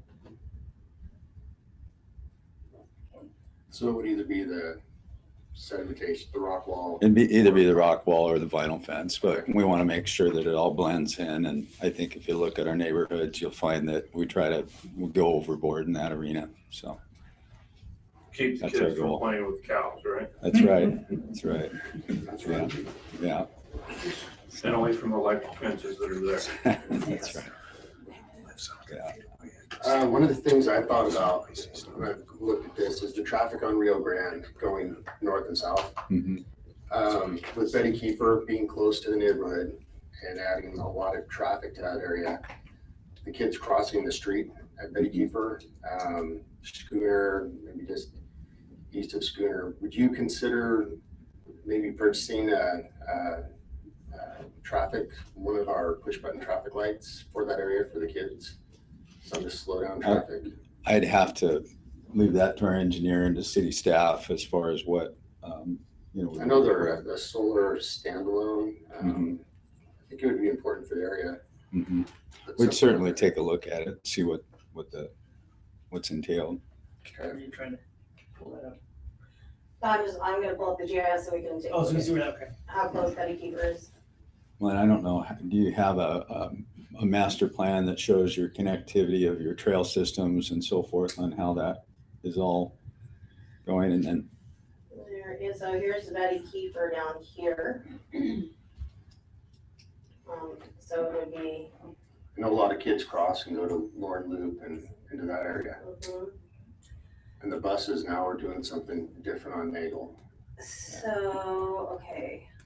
well, I'm told, isn't there something else that's occurring with the 41 development as well? There's a light going in at Nagel and 41, right? No. Lancaster. Lancaster and 41. Also at Nagel. So typically, those kinds of, you can certainly consider it. And it can be looked at as part of the development agreement, but I don't know that we can require it. Well, I think unless it's something. already been I identified. think it's something too that we can discuss with the school district as it relates to, I know we're paying them some funds and maybe we talk about, some amenity as well. So certainly willing to look at it. Yeah. Yeah. I appreciate it. Thank you. Yeah. Appreciate that. I think the one other thing that I'd like to say if I have time is just, I know that there's been lots and lots of publicity about growth. Certainly nobody likes all the traffic jams are in. You know, if you've grown up here and you see all this growth, it's like, okay, when does it stop? You know, where are all these people coming from? We got to quit these developments so people don't keep coming here. Well, I got to tell you, they're here. You know, there's waiting lists. I've never seen it in 36 years of building and developing in this community. Never seen it like this, ever. And it's, you know, I can't tell you what stops it, you know, but they're here. So I think the only thing we can do as a group, you know, certainly as a city, certainly as, you know, positive developers, you know, that want to see good growth, positive communities. I heard somebody saying, you know, we need more stores, we need more this, we need more that. Well, that growth is what ultimately helps that, those rooftops. I mean, those employers, those, you know, certainly, you know, other stores, other supermarkets, other, you know, whatever it is out there commercially, it won't occur without that growth. And I can tell you they're here. Just, you know, Thayer Farms, we didn't think Thayer Farms, you know, when we were before, we thought we'd be here 3-4 years from now, still developing that out. Well, I can tell you each one of those phases right now, we not only have 50 or 60 on a list waiting for houses, we have 200 that are waiting for houses. So, I mean, there's a lot of people in this community that, you know, need this housing, you know, and then you talk about affordability. I mean, affordability, you know, it used to be, you know, $250 in Rathdrum, right? I mean, that was kind of an entry-level house not that long ago. Now it's $400. Well, the only thing that is keeping things affordable, I mean, people say $400, there's no way anybody can afford that. Well, with interest rates where they're at, you know, a standard residential house at $400, their interest, their payment is still, you know, in that $1,600 a month. So when you look at that, you compare that to a 2-bedroom apartment out there that's renting in that $1,600 to $2,000 a month, you know, it's still affordable housing for somebody. So if you're looking at the comparison. So anyway, just would like to say some of those things because I think sometimes it doesn't get said. So any other questions of me? What is it, the entry level price of the home? Just an entry level house. I mean, in this plat, what's the entry level into it? I would say it's really difficult anywhere in Kootenai County right now to build anything and have it out there to the market under 400,000. I don't think you're going to see anything in this market. Yeah. Thank you. Yeah. Any more questions? Yep. Yeah, okay. I want to tell you what I built on Friday for my. Okie dokie, let me make sure that we can see the whole thing on our screen here. Okay, so this is an application for preliminary plat, known as Thayer Farms North. Applicant is seeking approval for a subdivision consisting of 146 single-family residential lots on the approximately 37.56 acres to be developed in phases subject to market conditions. And the phasing that is shown, I'll show you here in a second, will be available to be changed, again, depending on market conditions, as long as they can build the individual phases so that they are compliant with code, have proper turnarounds, all that good stuff. The developer has committed to developing only single-family homes on this property, even though duplexes are allowed in this zone district. They've also committed to providing a $300 per lot donation to Lakeland School District. And as discussed with the developer here, potentially discussing other contributions to the district. That would be part of a private agreement. We've kind of talked about that before. The city can't require it, so require that. The average lot size is 8,152 square feet, with the lots ranging between 7,680 and 11,943. 7,500 square foot is the minimum lot size, so it is compliant with that standard.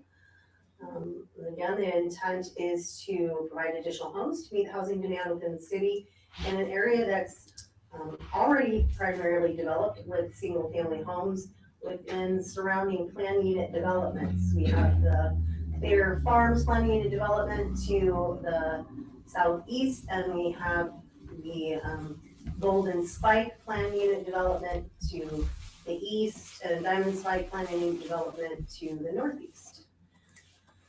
Carrie, So, would you mind if we stopped on this slide for a quick restroom break? Is that okay? sure, no problem, I'm sorry. no problem. Thank you. Take Two minutes. okay, how about 5 minutes? You know how 2 minutes turns out. Okay, let's do 5 minutes and everybody, meet back here, please.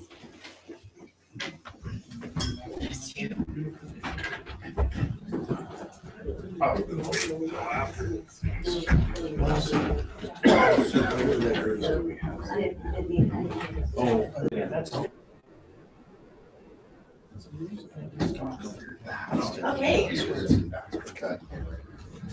Restarting, I'll just go ahead and continue, is that okay? Thanks, Carrie. No problem, okay. So if I get presentation again. Here it is. Okie dokie, so here is the general location and zone map. Shown previously by the applicant, again, is zone R2, which is a residential medium density district that allows for single family homes and duplexes with 7,500 square foot lot minimums. However, the developer has committed to building single family residential homes only. Future land use map shows this property as, this is in the wrong spot, shows this property as transformational. Residential use is compatible with that land use designation.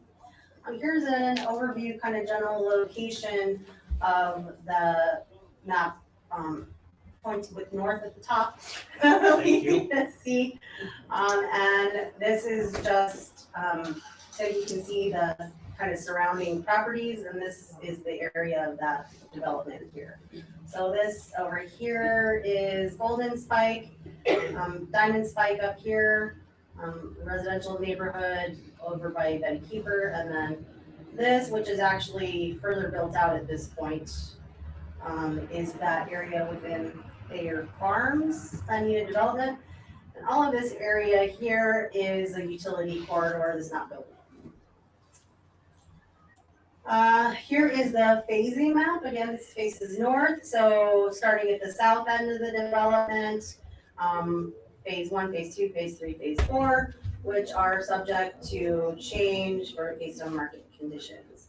So city staff did do extensive review on this again and determined that the preliminary plat is supported by the comprehensive plan and is or can be consistent with the Rathdrum City Code with minor revisions to maps or plans at the time of final plat.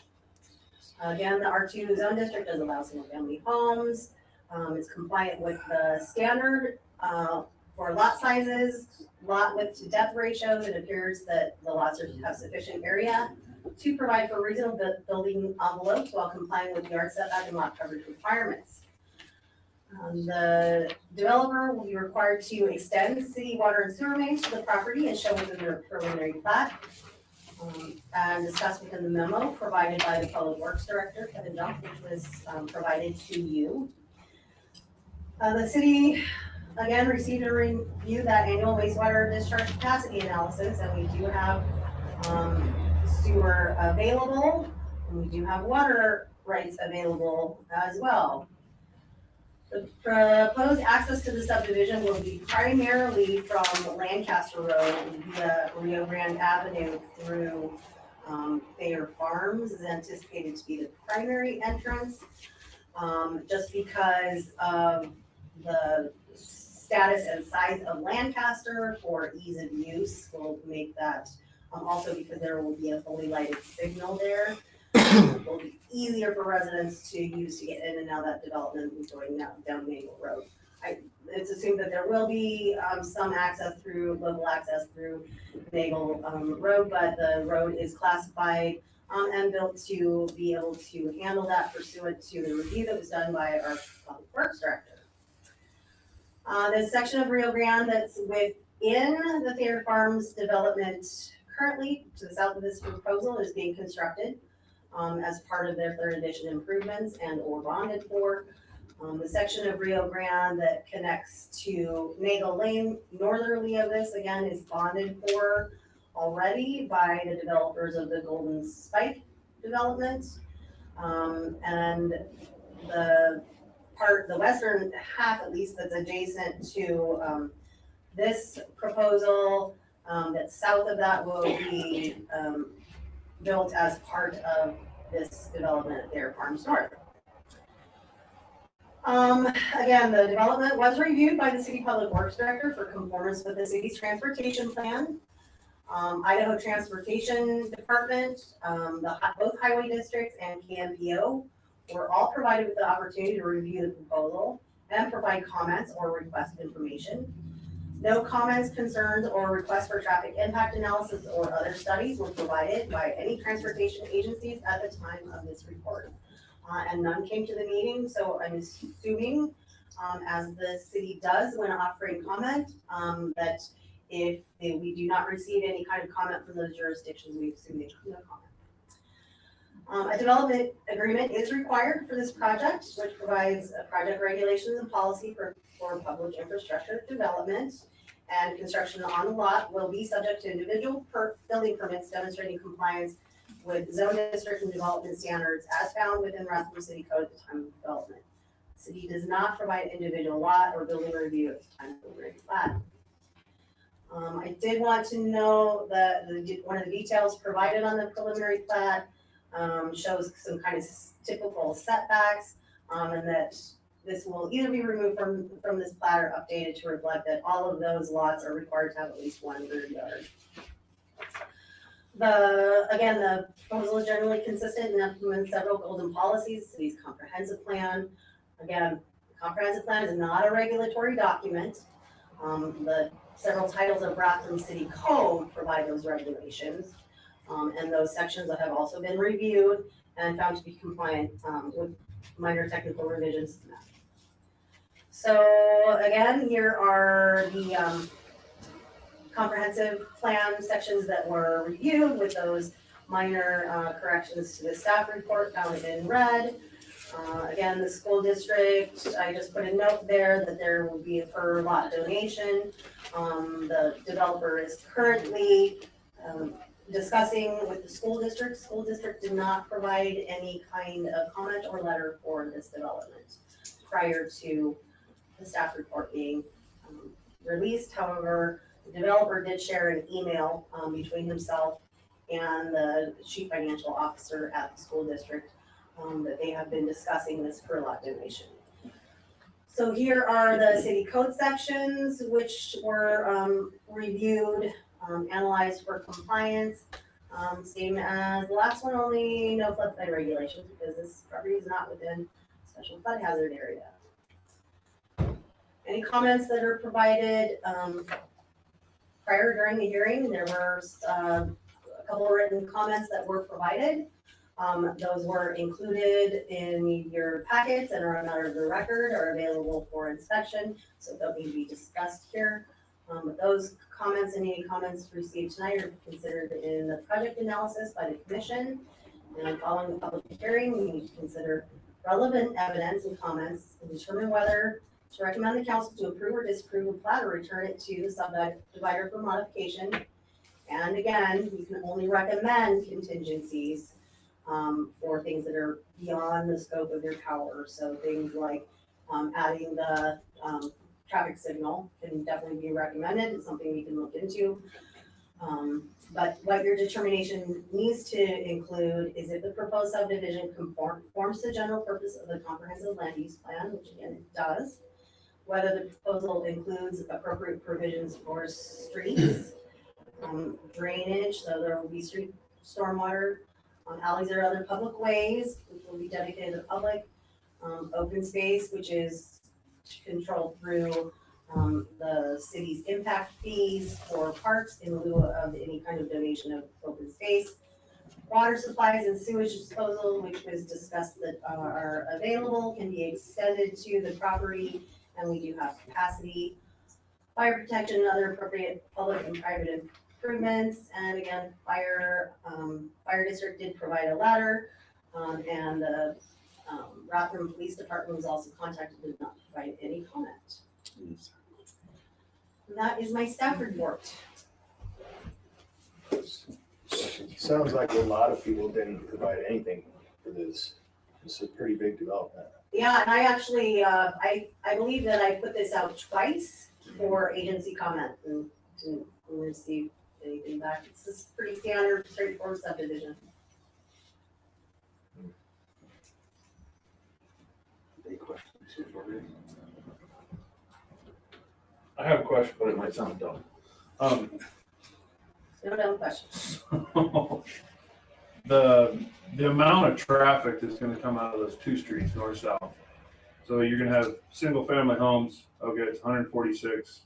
You're roughly looking at 300 cars, because this day and age, not a lot of people run with one car. Mhm.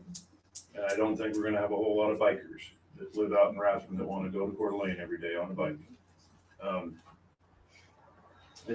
And that just seems like it's gonna back up right there on Lancaster and Nagel, trying to get out So of that area. I think the project engineer may be better able to address this during their rebuttal. The city's transportation plan identifies what's called ADT, or average daily trips, based on a typical residential unit, and sizes and plans road capacity based on that, based on what the zoning is and the highest and best use of property. So all of those should have, I'm gonna say were, hopefully, looked at the time the transportation plan was developed.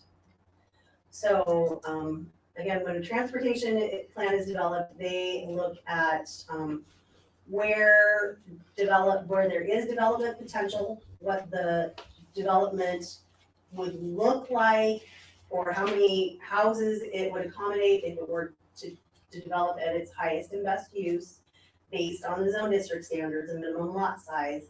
And all of that is incorporated into the studies and analysis that are performed when they do a transportation plan.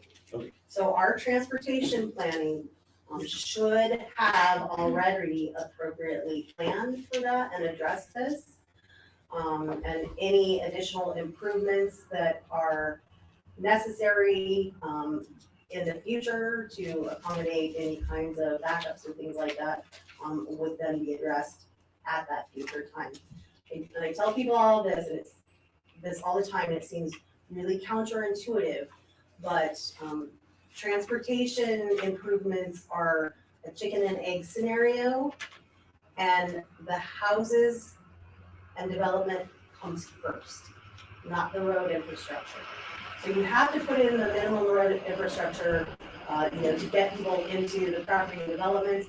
But as far as improvements to existing roads and things like that, those come later, because it truly is if you build it, they will come scenario.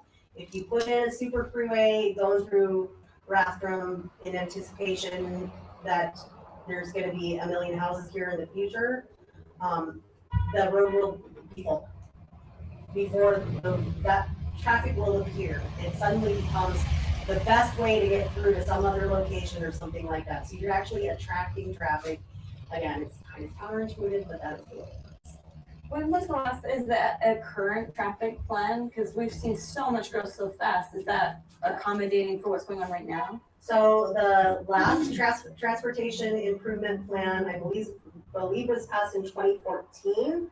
It would have incorporated this property, as it was already annexed and already zoned this way.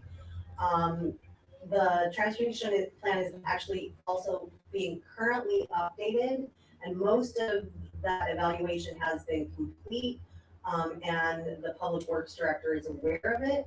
So his review incorporated any of those current numbers that are ongoing in our transportation planning. We also do, yearly or so, we look at road classifications, and any, it's called a TIP, Transportation Improvement Plan. So typically, a lot of jurisdictions will do like a 6-year transportation improvement plan or something like that. It includes those improvements that it plans to make that have already been identified over the next 6 years or so. Idaho doesn't require a 6-year plan, but we do regularly look at a transportation improvement plan. So those improvements that were already have been discussed for improvements at the corner of Meyer and Lancaster, and Meyer and 53, and Meyer and Nagel, those are all born out of that transportation improvement plan that are currently in works, and I'm sure there are more coming. So a lot of the feedback that we seem to see had a lot to do with transportation and congestion and traffic. And I really seem to find that it was less about being no more growth and a lot more about, gosh, we feel it so much. So is that being addressed as we're looking at more subdivisions? It is, and you know, I think a lot of that is born of just some misunderstanding of how the planning and transportation planning processes work. And again, that if you build it, they will come scenario. The other thing people have to keep in mind is that, you know, the developer, again, is responsible for paying for all those improvements to accommodate his development. If we were to say, well, you know what, before you can do that, before you can put in this development, let's widen Lancaster and all these other things, which has all kinds of other implications, and leads to all other kinds of improvements and things like that. But if that were the case, then all those people that, you know, complain about traffic and the cost of traffic are the ones that pay for it instead of the developer.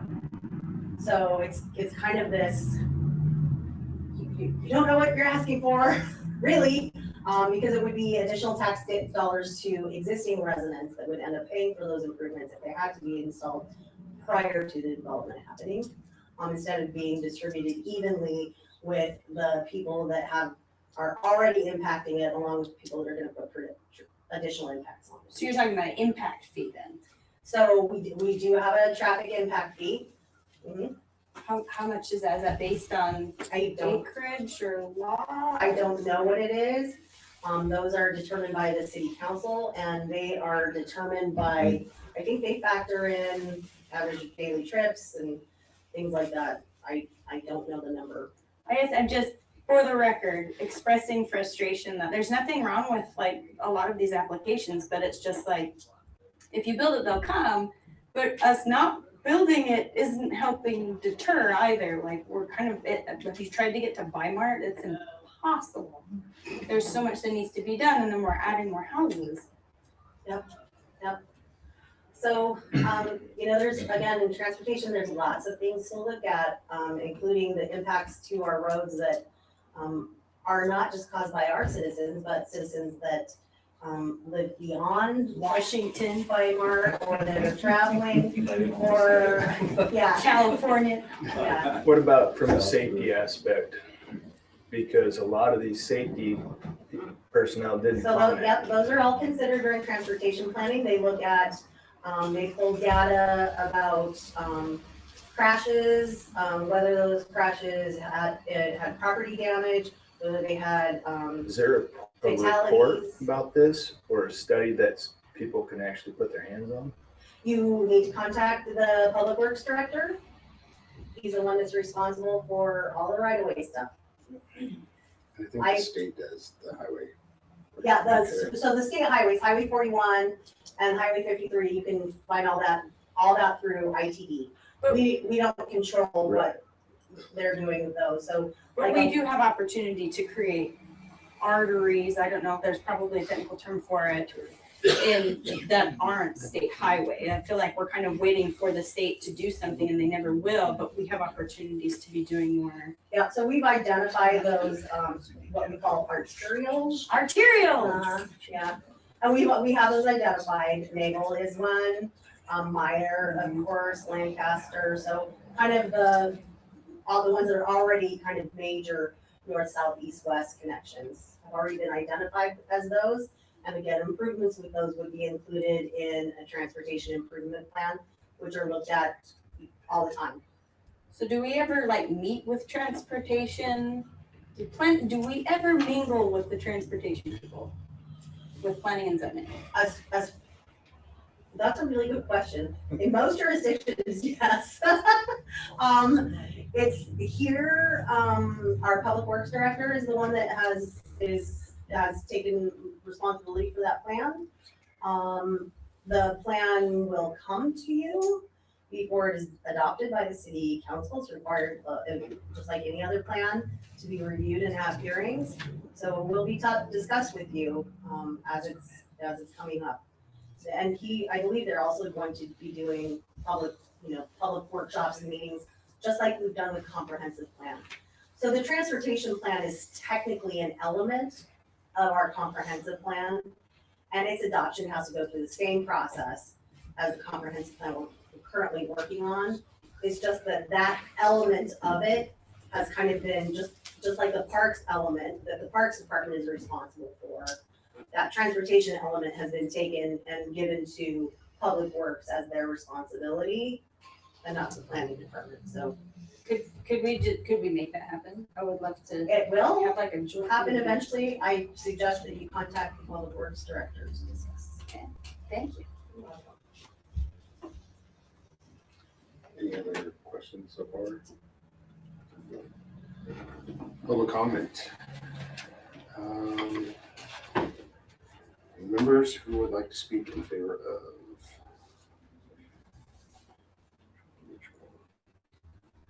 Nobody to speak in favor of? To be neutral? And yes, they would like to speak. Ann Johnson.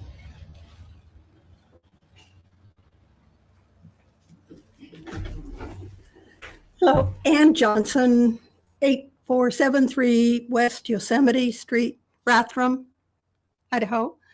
I just want to mention that I'm Associate Director of a National Science Foundation grant that teaches faculty how to create maps, teach map interpretation, and geographic information systems.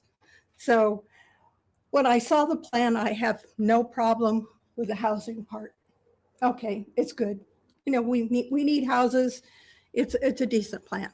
But what bothered me was when I saw the map, this particular one, and interpreting it, Golden Spike Estates is a senior citizens community with narrow roads. They're not the 30-foot wide roads throughout it.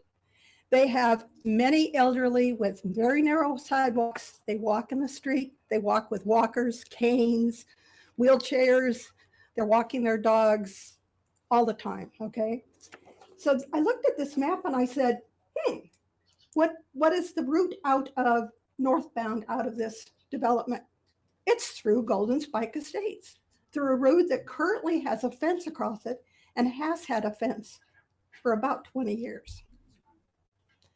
So I looked at this map and I said, gee, the dotted line from the end of the property development to Nagel is a dotted line, but they've really emphasized our private streets, which are funded by the community, not by the city, right? So that really bothered me. I was worried about that. The other thing is, yeah, you can really see it shows that's Yosemite coming in. That's the way they're going to go if they're going to get to Nagel. That's the way they would, should that be the way that they should go if they're going to take their kids to school through our private streets on now currently blocked off? Or since it's dashed, what do you think when you see this map? The other thing is, think of all those houses in the original Thayer Farms. How are they going to get to the elementary school? Are they going to go out to Lancaster and up 41 and back into Nagel? They're going to go up Rio Grande, right? So you're creating a situation, if that road is not completed, Rio Grande Road, and they're allowed to then use the private streets, it's a real safety issue, a real problem with kids coming through and the elderly. We're not as fast as they are. We have a 10-mile-per-hour speed limit, which I don't think can be enforced by the police department. I think it's done by our community and voluntarily following that 10-mile speed limit. There are no speed bumps. It's just going to be a nightmare. So I threw on here real quick for you. I know the map is a little bit confusing. Yeah. I'm here for you really quick. Blue box is the property line or approximate property for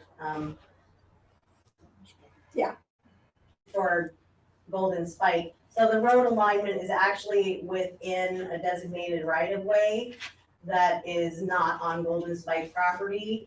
And there will be the only adjoining road is whatever this one is here. Yosemite. And it's blocked off. So Well, my question is, will it remain blocked off? I believe it will remain blocked And off. will that road be completed? Because I think it's vital to have that road completed all the way to Nagel. Yep. But it doesn't show that. That's not what this map is saying. This map is not saying that. Right. So it's a bad map that should be redone, removing Golden Spike's roads because they're private. They shouldn't be on this map. That map should show clearly that that road will be completed even with phase one, because those people are going to have kids that are going to go to the elementary school, and they're not going to go down Rio Grande, down to Lancaster, up 41 and back in. So I'm just saying it's a real problem. And it would be nice to have it clearly defined.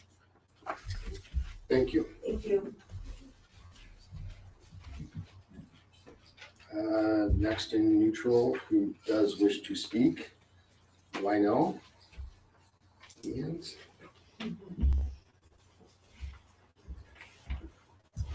My name is Linnell. No, I'm Good sorry. try.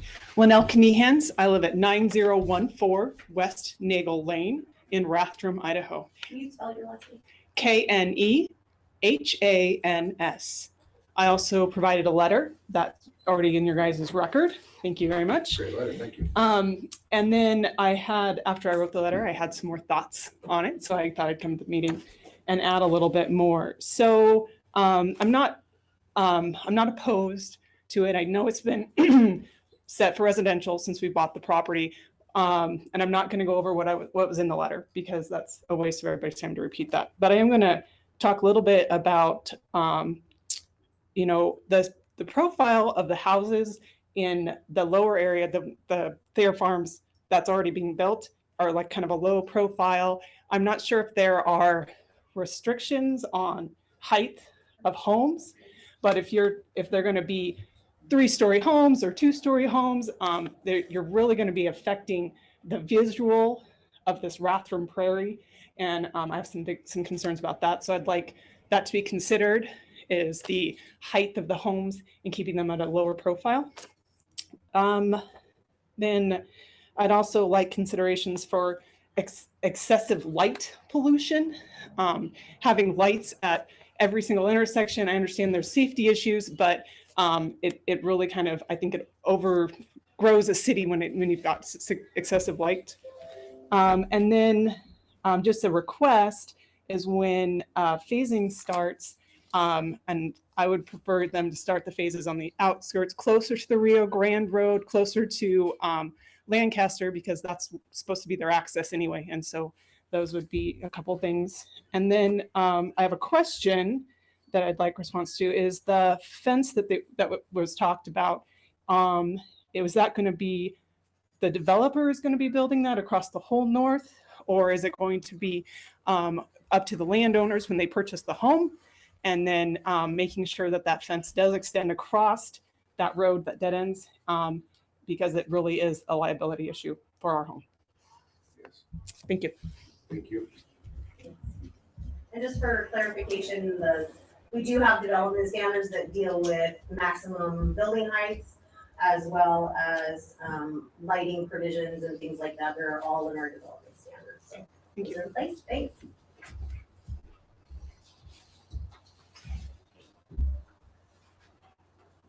All right. And in opposition of, we have Michael Fox.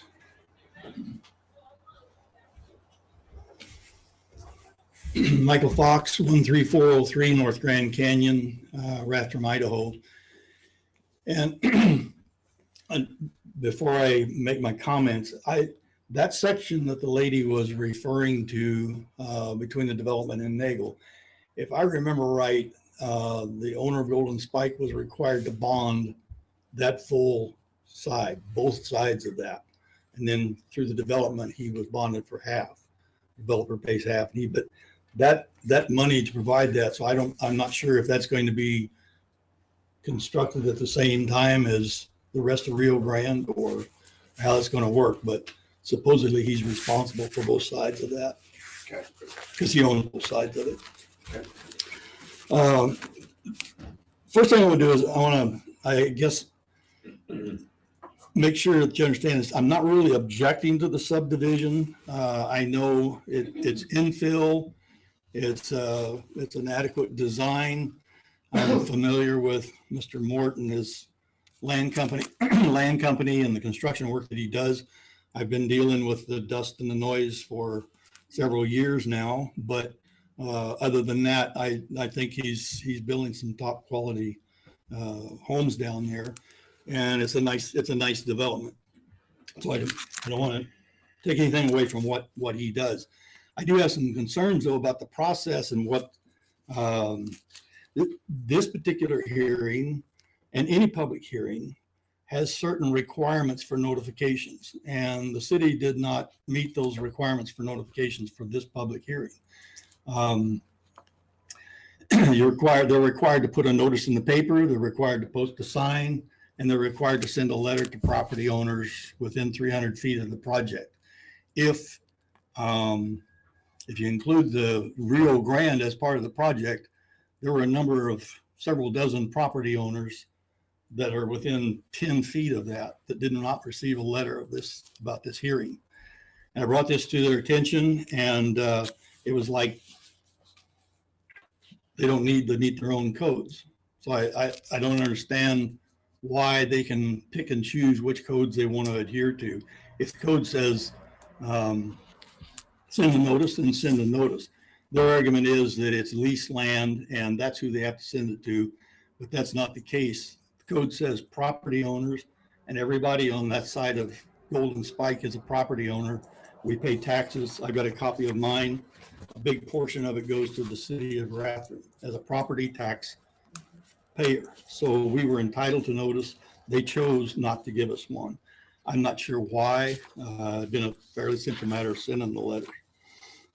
But they never did put a sign up back there. The other issue I want to bring up, excuse me, is whatever you decide, I would ask that you would continue this hearing until your next regular meeting, rather than making a decision. And I'll get to that in a little bit. But you do have that option to continue any public hearing for a further date without making a decision.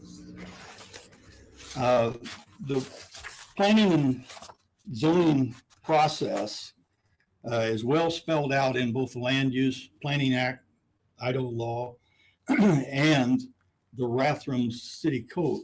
They have it well developed in the code. But it's not like they can pick and choose which codes they want to apply in certain situations. Mr. Fox, just real quick, does this have to do with this hearing, or are you gonna, because you're at 4 minutes already? I just want to make sure we're fair and we stick to everything here. So.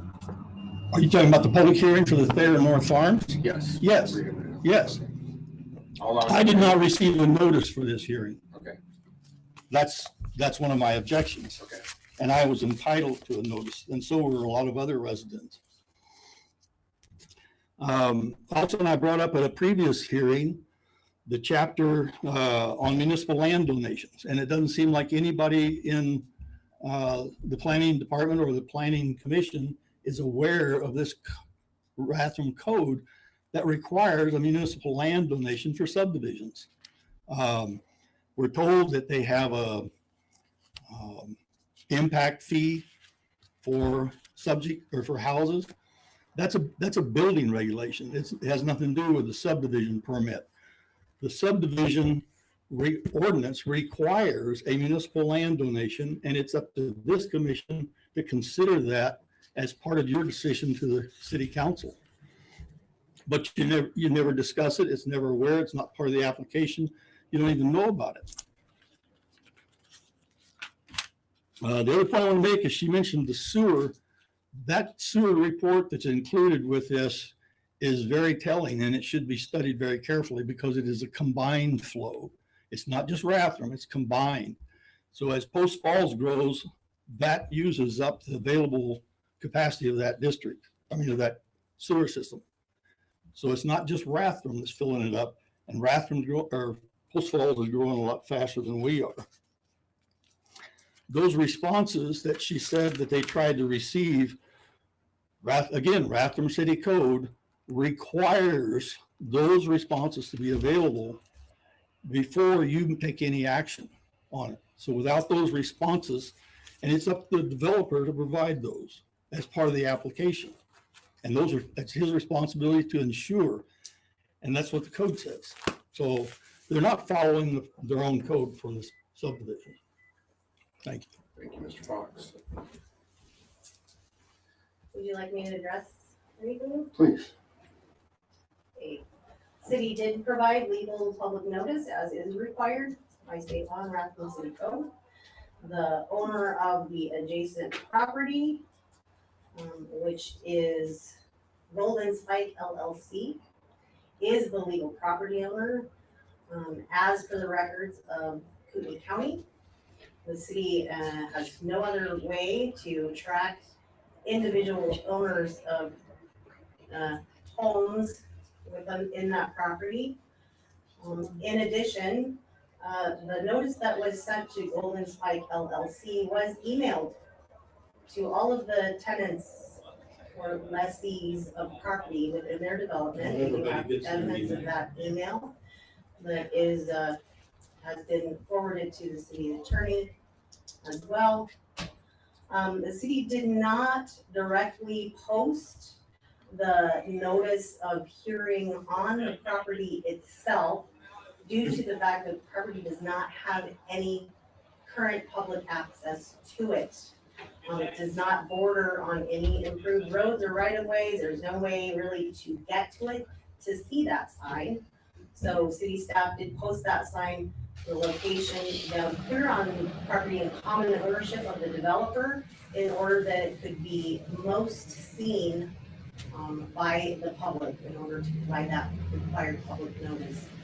The notice was also put in the paper as is required by law. And this is actually this process was actually extended one time already at the request of Michael Fox, that the original hearing be delayed. So this is the second study with this hearing. I don't know if you want to address any of those issues. I just assumed, do we have more public hearing? Is everyone who? I think there may be others opposed, yeah. No, that's the last one I had opposed. Okay. But we haven't heard a rebuttal yet.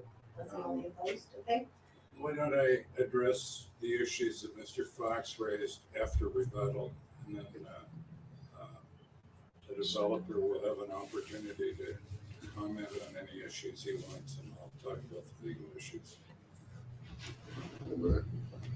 Can we shut that laptop? Oh, yeah, that thing's moving on. No, we can't. We can, you maybe put the screen down. Oh, no, it's got the camera on it, sorry. Try to ignore it, I know. Ignore the stroke. I know, this can take something over. It's bad. Or, there you go. So The camera's up there. Now it looks like Max Headroom popping up. Thanks, Jim.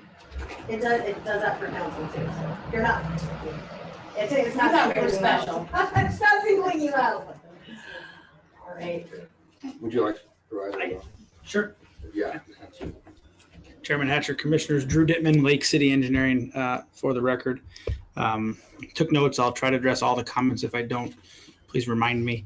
As it relates to Rio Grande, and Carrie has a good image up there, and I'm gonna just, so everybody can see what I'm talking about. I'll speak really loud. This portion of Rio Grande is unimproved. The right-of-way has already been dedicated by the Golden Spike development folks when they did that. The city is currently holding a bond for those improvements. We, Thayer Farms North, are not required to build that road because it doesn't front our property. However, we have met with the Public Works Director and discussed building Rio Grande all the way through at one time because it makes sense from a traffic standpoint. So we are going to do that. We're going to work with him, and the city's going to call that bond, and so that we can build Rio Grande from our, well, it doesn't show it here, but our southern boundary, which is the BPA easement, all the way up to Nagel, and it will connect at Nagel. We will not be diverting traffic through Golden Spike at all. That's private. We're not going to do that. Rio Grande will connect all the way up to Nagel. Carrie addressed briefly the restrictions on height and streetlight locations. Obviously, as I said earlier, everything will be built per city standard. Streetlight locations are dictated by city engineer, public works director. So we'll put in the lights at the appropriate locations based on what city code tells us to do. Question was asked about phasing. We are starting the phasing, and I don't know if Carrie can pull up that phasing plan again. From the south and moving north, that comment was asked. So we will, our intent is to, there you go. Okay. Can you zoom out just a little bit? There you go. Yeah. So phase one, and this one is actually pointing north. So phase one will be on the southernmost, and it will work to the north as we develop that out.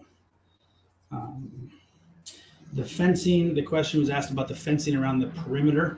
That will be installed by the developer at the time that each phase is developed. As far as fencing across the ends of those streets, I'm going to defer that to Kevin, your public works director, and whether or not he wants us to do that or will allow us to do that versus putting in the barricades like we discussed earlier. That's going to be his call on that. It could be taken down though. It could be taken out. Again, that's his jurisdiction. Okay. well, the fire district may want to knock spots or something on there, so. I wasn't going to get into that, but yeah, there's more to it than just that. So I'll work with Kevin on that, and we'll see what we can come up with. And as far as Mr. Fox's comments, it sounds like Mr. Harrington's going to address those. So, I have a quick yes, question. So will you complete the road all the way, Rio Grande all the way to Nagel along with the phases, or will that road go in first thing? That's one of the things we're working with Kevin right now on how the city can actually and when and how the city can call up that bond, because we need that money to help create it, because that bond not only covers that northern portion, but it covers half of the road on the Golden Spike side. So yeah, there's So- this narrow. Yeah, so there you go. There's a little narrow strip there, which is half of the road that fronts the Golden Spike. So that bond covers that half of that road as well. So it's a timing thing, and I got to work with Kevin on how the city can call up that bond to get it done. So the developer is putting in that stretch of road, that half of Rio Grande that's on the Thayer Farms Correct. side. Correct. The extension, it going all the way, is the city bond that's The going. city is holding a bond, correct, Okay. from Golden Spike currently for that. And another point on Rio Grande that I wanted to mention, because we've been talking about traffic. Rio Grande is a residential collector street. It's a wider street than a typical residential subdivision street. It's actually an 80-foot right-of-way. It's wider lanes. It has bike lanes. We're putting a 10-foot multi-use path on our side of the road that will connect. Actually, it will connect all the way down to Lancaster, and then there's a 10-foot trail in Lancaster that we built previously with the original subdivision. So it is a much bigger road. It can handle that volume of traffic. As Carrie had said, it is in your master plan, as this area has been annexed and zoned for a long time. So that road has been considered in the master plan. Previously, you guys do collect a traffic impact fee of $1,344 per lot, per building permit. So this project alone will contribute $196,224 of traffic impact fees that will be payable to the city, above and beyond the roads that we're building. Okay.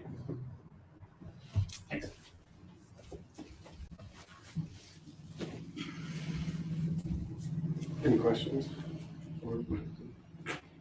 Where's that traffic impact fee go? Where the city council designates it to go into those transportation improvement plan. So they're on public roads that the city has control of. Who has its own GL? So, I would say it goes to that, and it's not. And that's the public works director that decides. City council ultimately decides where that funding goes. And it has to go towards transportation improvements. If you're marked for that, state law requires that it go to.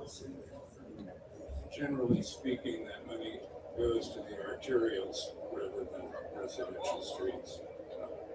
I'm not aware of Rathru's transportation plan.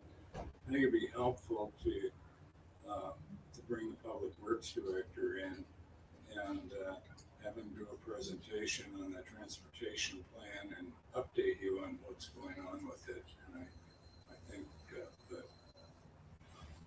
the carrier, I will make that request of him. Thank you. Thank you. Thank you.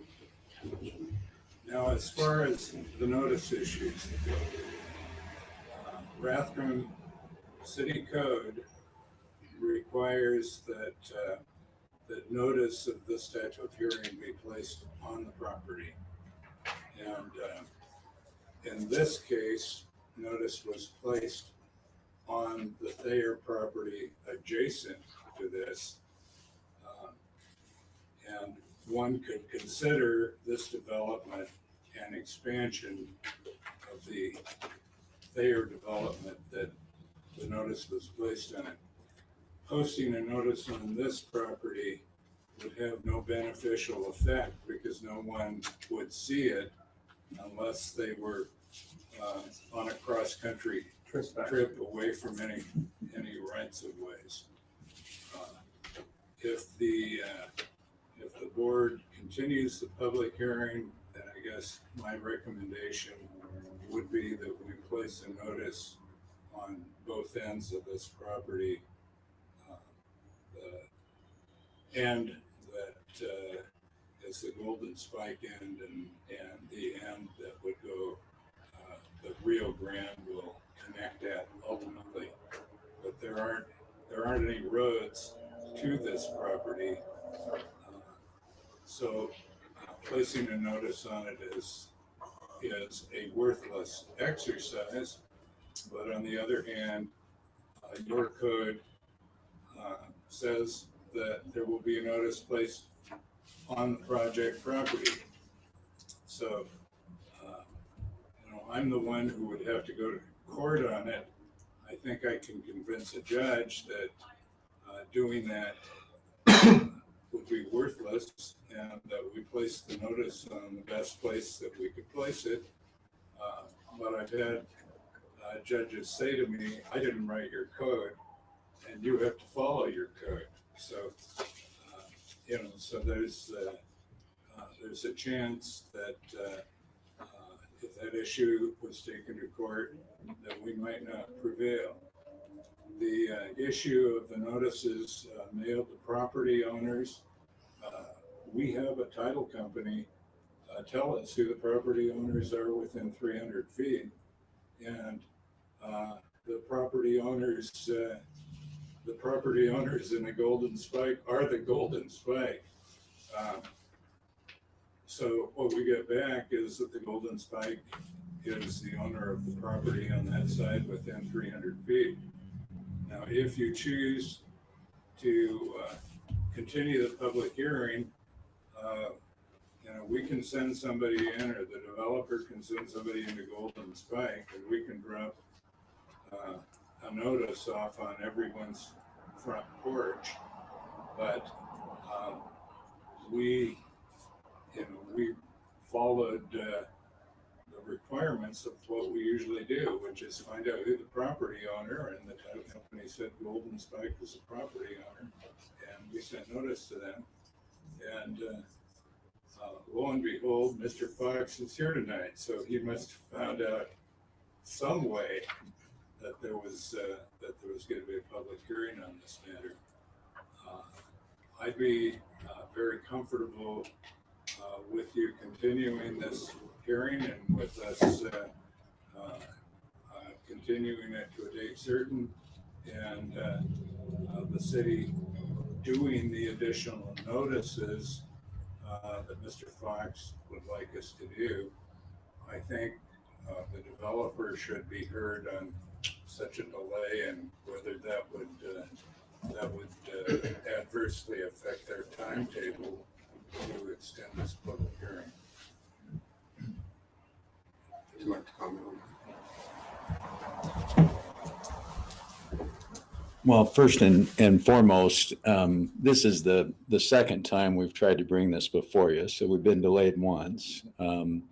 As you all know, we do live in an area that does have a climate that you may not be able to work all winter, and you certainly, with the code requirements in Rathdrum, you cannot pave past a certain date, you can't put curbs in past a certain date, and based upon climate. So I think the intent of the code was made. I don't think you have an attorney here representing Mr. Fox, unless he's an attorney that I don't know of. But I think that your own attorney suggested that you met the intent of the code. I think you did that. I've seen the city of Rathdrum do much less on subdivisions that have been approved. We looked at it, we saw where it was posted, we thought it met the intent of the code. If we didn't think so, we'd have said something. I think it's best that everybody knows about it. We're not trying to hide anything. Certainly, I'm well aware that, Golden Spikes is a rental neighborhood. Those are leased properties. It's not real property. Even though somebody builds a house on a leased land, that's not real property. So I think the intent of the code on all fronts was made. It does hurt us. I think we're at a time where, I've never seen a time in Kootenai County where there's a housing shortage like there is right now. And this, you have the opportunity, you have the land, you have the roads that are there, you have the sewer that's there, the water that's there, very developable property that meets the needs, that ultimately will help Rathdrum gain the added commercial it needs for the added growth and so forth. You also have park funds that go with all of this. Drew didn't express that. Certainly there's impact fees for roads. There's also impact fees for parks. So I think it's a great neighborhood. It's a great addition to Thayer Farms. It's going to continue the trail systems that already we've started with. And so we'd really appreciate your approval, because short of that, it's probably a next year project. I mean, it's going to be real tough to even get any of the infrastructure in this year. And so if something's not paved typically by the end of this year, it's a July or August project next year. So appreciate your approval. Thank you. The issue that Mr. Fox raised that I didn't address is the requirement that land be dedicated to the city. I'm requiring a developer to dedicate land to the city unless you can show some need related to the development would be a taking. And the Local Planning Act has specific procedures that suggest that you shouldn't do takings. I mean, you're requiring land dedication for a road. In the earlier subdivision, there was land dedication for easements adjacent to it. So when you do look at these developments, if there is a need for dedication, you have the power to go in and say, we need 10 more feet on this road, or we need an easement here, or we need a public facility for a pump station within this area, and you've got a large development, and so you should provide that lot for the lift station. But the city code section that Mr. Fox was referring to was adopted long before the impact fee statute was adopted by the legislature. And my view is that the adoption of impact fees was an an attempt to provide a structured way for cities to finance infrastructure and to take away from arbitrary code sections that a lot of cities have. So exercising the code sections that Mr. Fox is suggesting that you haven't even looked at would, in my mind, could end up in the city being involved in a taking and a resulting lawsuit as a result of taking. That code was actually looked at, it's included in the analysis that was for the code that's in there. This has been discussed with you guys a couple times, it's been discussed with Mr. Fox several times, that it's double dipping. Basically, you're twice, and there are dedications included in this plat. They're dedicating public streets. They're dedicating the right of way for those streets. So it's the code section that is discussed. It was reviewed. It was discussed that we have the fees in lieu of that dedication of like a lot or something like that. And it's old code. As you know, we have a lot of that kind of old code. Codes are living documents. They need to be updated from time to time. Unfortunately, we went through a period of several years where codes weren't being updated, so we're getting through them as fast as we can. So that code section and the notice code section requiring the posting be on the property are being looked at, and you will probably see some recommended changes in those code sections down the road. The one on notice being posted on the property should really be that it be posted on the property or be posted on a right-of-way serving the property that will best give notice to the public, which is what we did in this case. So ultimately, would it be your advice, sir, that we continue the hearing at our next regular? I didn't hear all that. Ultimately, would it be your advice to the commission that we continue the hearing at our next meeting? I think continuing the hearing does away with any possible claim that we might end up with. And so I'm just telling you that it avoids potential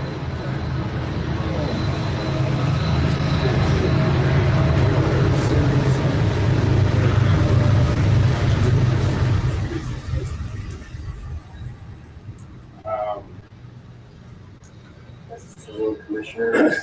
I think the notice was made appropriately. I feel the notice was given to where the public can see the notice. If they're actually on that property and seeing that notice, then they're trespassing, then they're criminals. True? I don't feel like it's very likely. I agree. I just think it would serve a lot better to make that point null and void. Sounds like the city could do due diligence. I agree. I second. All right, let's keep going. Sounds good. Do you want to close the hearing then? Okay, it's a public hearing for the portion of this proposal.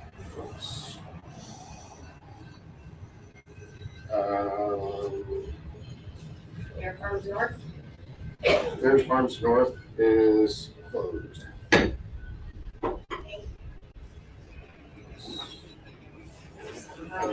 These guys. Group shot.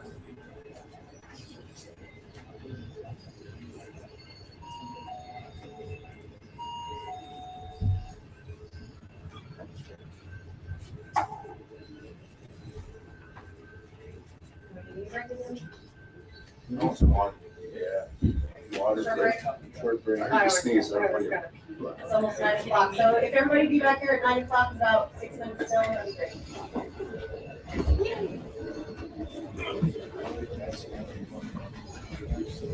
Yeah. I know, bud. Doing good. How are you? Yeah, we'll find out.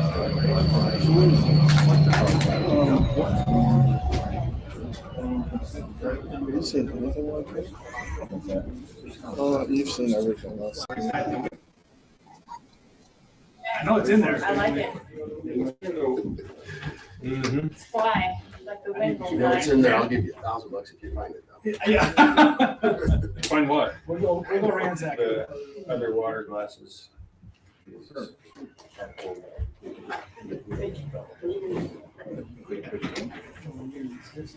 All right. Those are the softies. Okay, let's make sure I got this one up.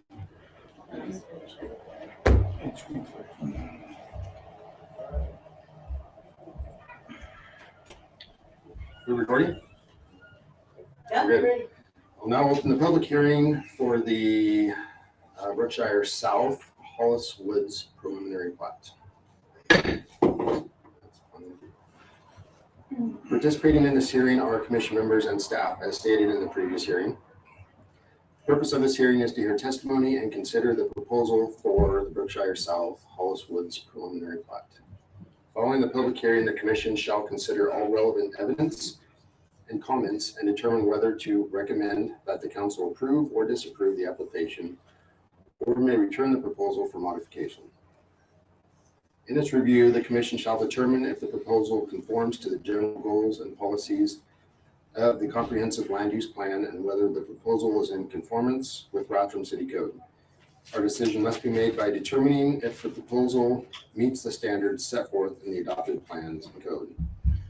We can address the appearance of fairness doctrine. Does any member of this commission or one of their family members have any interest in the property or the application, or own property within 300 feet of the property subject to the application? No. No. No. No. Does any member stand to gain or lose any financial benefit as a result of the outcome of the hearing? No. No. No. No.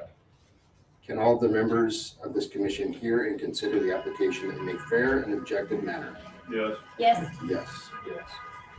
Has any member of this commission engaged in any ex parte communications with either proponents or opponents of the application? And if so, please state on the record the substance of any such communications so that interested parties have the opportunity to rebut. No. No. No. No. To the audience, is there any member of the audience who wishes to challenge the participation of any member of this commission in hearing this matter based on appearance of fairness grounds? So please step forward and include the reasons for the request. Moving on. The ground rules for this hearing and order will be the same as the previous hearing. The applicant will have 15 minutes to provide their presentation, including testimony. Then the staff will give their report. Following this, members of the public will have the opportunity to speak. Does everyone in the audience remember these rules? Yes. Thank you. Following public testimony, the applicant will have an opportunity for rebuttal on the commission. Members should ensure all of their questions have been answered. After all the public hearings are complete, the commission will have time to deliberate to try to make a determination on the application. I will now let the applicant provide their testimony. Could the representatives please step forward and state your name and address for the record? And please keep the presentation to 15 minutes if you are able. Thank you, Chairman Hatcher. Commissioners, again, Drew Dittman, Lake City Engineering, 126 East Poplar Avenue in the city of Coeur d'Alene. Here to talk about Brookshire South, Hollis Woods, and representing Bluegrass Development. Bluegrass Development is John Magnuson and Tom Pandurl. You guys have probably seen them before. They were the developers of the Brookshire subdivision to the north. Local guys, been here their entire lives, been developing, they can tell you, for a long, long time, just as Cliff had. So local guys, I always like to point it out. I think it's important that you guys know who the developers are. Gary, you want to go to the next slide? So even though we're calling it Brookshire South and Hollis Woods, it's really one preliminary plat. We're calling it two different names really for marketing purposes on our end. The Brookshire South is actually directly south of the Brookshire subdivision. Oops, and Carrie just moved it. It grew. I like it.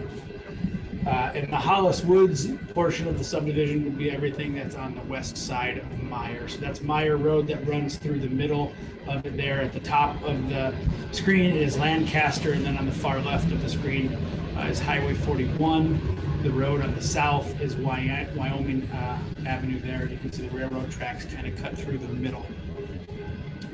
The property, go to the next slide, Carrie. The property was annexed last year. We came in and annexed this property in, and we annexed it in with a little bit of a mixed zoning. So these zoning designations exist today. There was the corner, yep, right there, the corner triangular piece of R3, which is basically above the railroad tracks and south of the original Brookshire subdivision. That's about 41 acres of R3. When we annexed it, R3 obviously does allow multifamily. The condition was placed in the annexation agreement that we couldn't exceed 250 units of multifamily in that R3. And that's consigned in the annexation agreement, so that is already in place. There's about 166 acres of R1, and then that corner, the red corner down there below the railroad tracks, was zoned C1 commercial. The P in the middle, it doesn't stand for pool, even though that kind of looks like water. It's public open space. So as part of the annexation, we agreed to dedicate a 6-acre park land to the city of Rathdrum. So that P, it kind of looks squiggly like that because at the time we weren't sure where that park was going to go. We had worked with the park staff and they had determined they wanted it somewhere in the middle of that R1 location. So we kind of made it a little bit fuzzy in there, but if Carrie will go to the next map, you'll start to see where we've developed it. Again, this basically shows the same thing as the other one. It shows some of the black arrows, connectivity and how we would propose to access the sites as we developed it. There is an existing street that comes down from the Brookshire subdivision right there to the north. That's Railway Avenue. It is, again, a residential collector street similar to Rio Grande that we were talking about in the previous hearing. So that street will come through and it will turn and intersect with Meyer because we're not going to cross the railroad tracks in any other places. You can go to the next slide, Carrie. So this is the proposal. Again, everything on the west of Meyer, which is the road that runs through the middle there, would be Hollis Woods. Everything on the right would be the Brookshire South development. So let's start with the R3 stuff to the north in the northern triangle there. You see that large white square in the middle. That's the area that we've designated for multifamily, for the 250 units of multifamily that we're allowed. We've designated that area for that. The rest of that triangular piece would be R3 lots with an average lot size of about 7,800 square feet, which is above your standard. All of the lots, again, would meet zoning setback, zoning height requirements, etc. We do have or are proposing a bank of alley-loaded lots in there. If you can see Carrie's cursor right there, there's an alley there. So those will be a little bit different product. There'll be a rear-loaded alley product, which we've done before, just trying to provide a little bit of variety of housing in there. Moving south, everything south of the railroad tracks would be R1, and that large shaded area that you see in the middle is the proposed parkland dedication to the city. It's over the 6 acres that we agreed to. The way we've designed this is you can kind of see our main entrance coming in there off of Wyoming is going to be a wider, right there to the south is going to be a wider boulevard style entrance, which will dump traffic right into the park.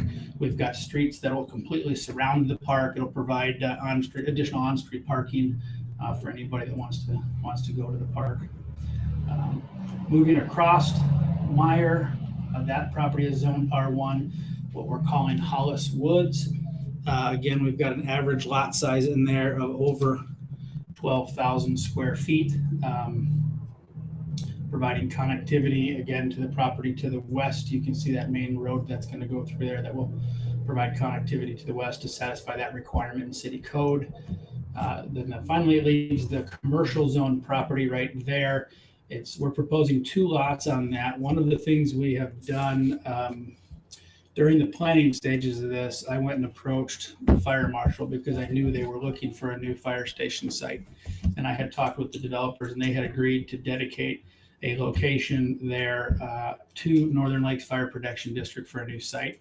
So I went and met with the fire chiefs and discussed this, and they have agreed, and I think there's a letter in your file that they wrote. That triangle, yep, correct, right there is a 2-acre site that we're going to dedicate to Northern Lakes Fire District for a future fire site. So they were super excited to see that. They had planned on a fire location, not quite here, it was about a mile away, but they met internally and discussed it, and obviously have agreed to accept that, and it's going to work great for them. So that's another benefit of the project. A little bit of an illustrative picture showing, the street trees and the multifamily site in the middle. We're not proposing the multifamily site plan at this time, but that's what it could look like when we do the apartments, and we'll have to go through an entirely separate site plan review process with staff and Carrie, independent of this subdivision, but that's just for illustrative purposes, showing what could be done. Don't laugh. I'm not reviewing that, sorry. The city planner will be reviewing that. How about that? We will be crossing, I said we won't be having any roads that cross the railroad tracks. We will have a utility crossing, actually 2 utility crossings that cross it. There's a main sewer trunk line that comes down Railway from the Brookshire subdivision right there. Yep, and then you can see those 3 green spaces that line up right there. That's where the main sewer trunk line and the main water trunk line will cross the railroad tracks to get to the southern portion of the project. And then again, down at the fire station lot, and actually this picture doesn't show the fire station because it was done prior to that. There's going to be, the city engineer has requested that we loop the water system over there. So coming out of the end of that cul-de-sac right there, we'll have a water loop that will cross the railroad tracks.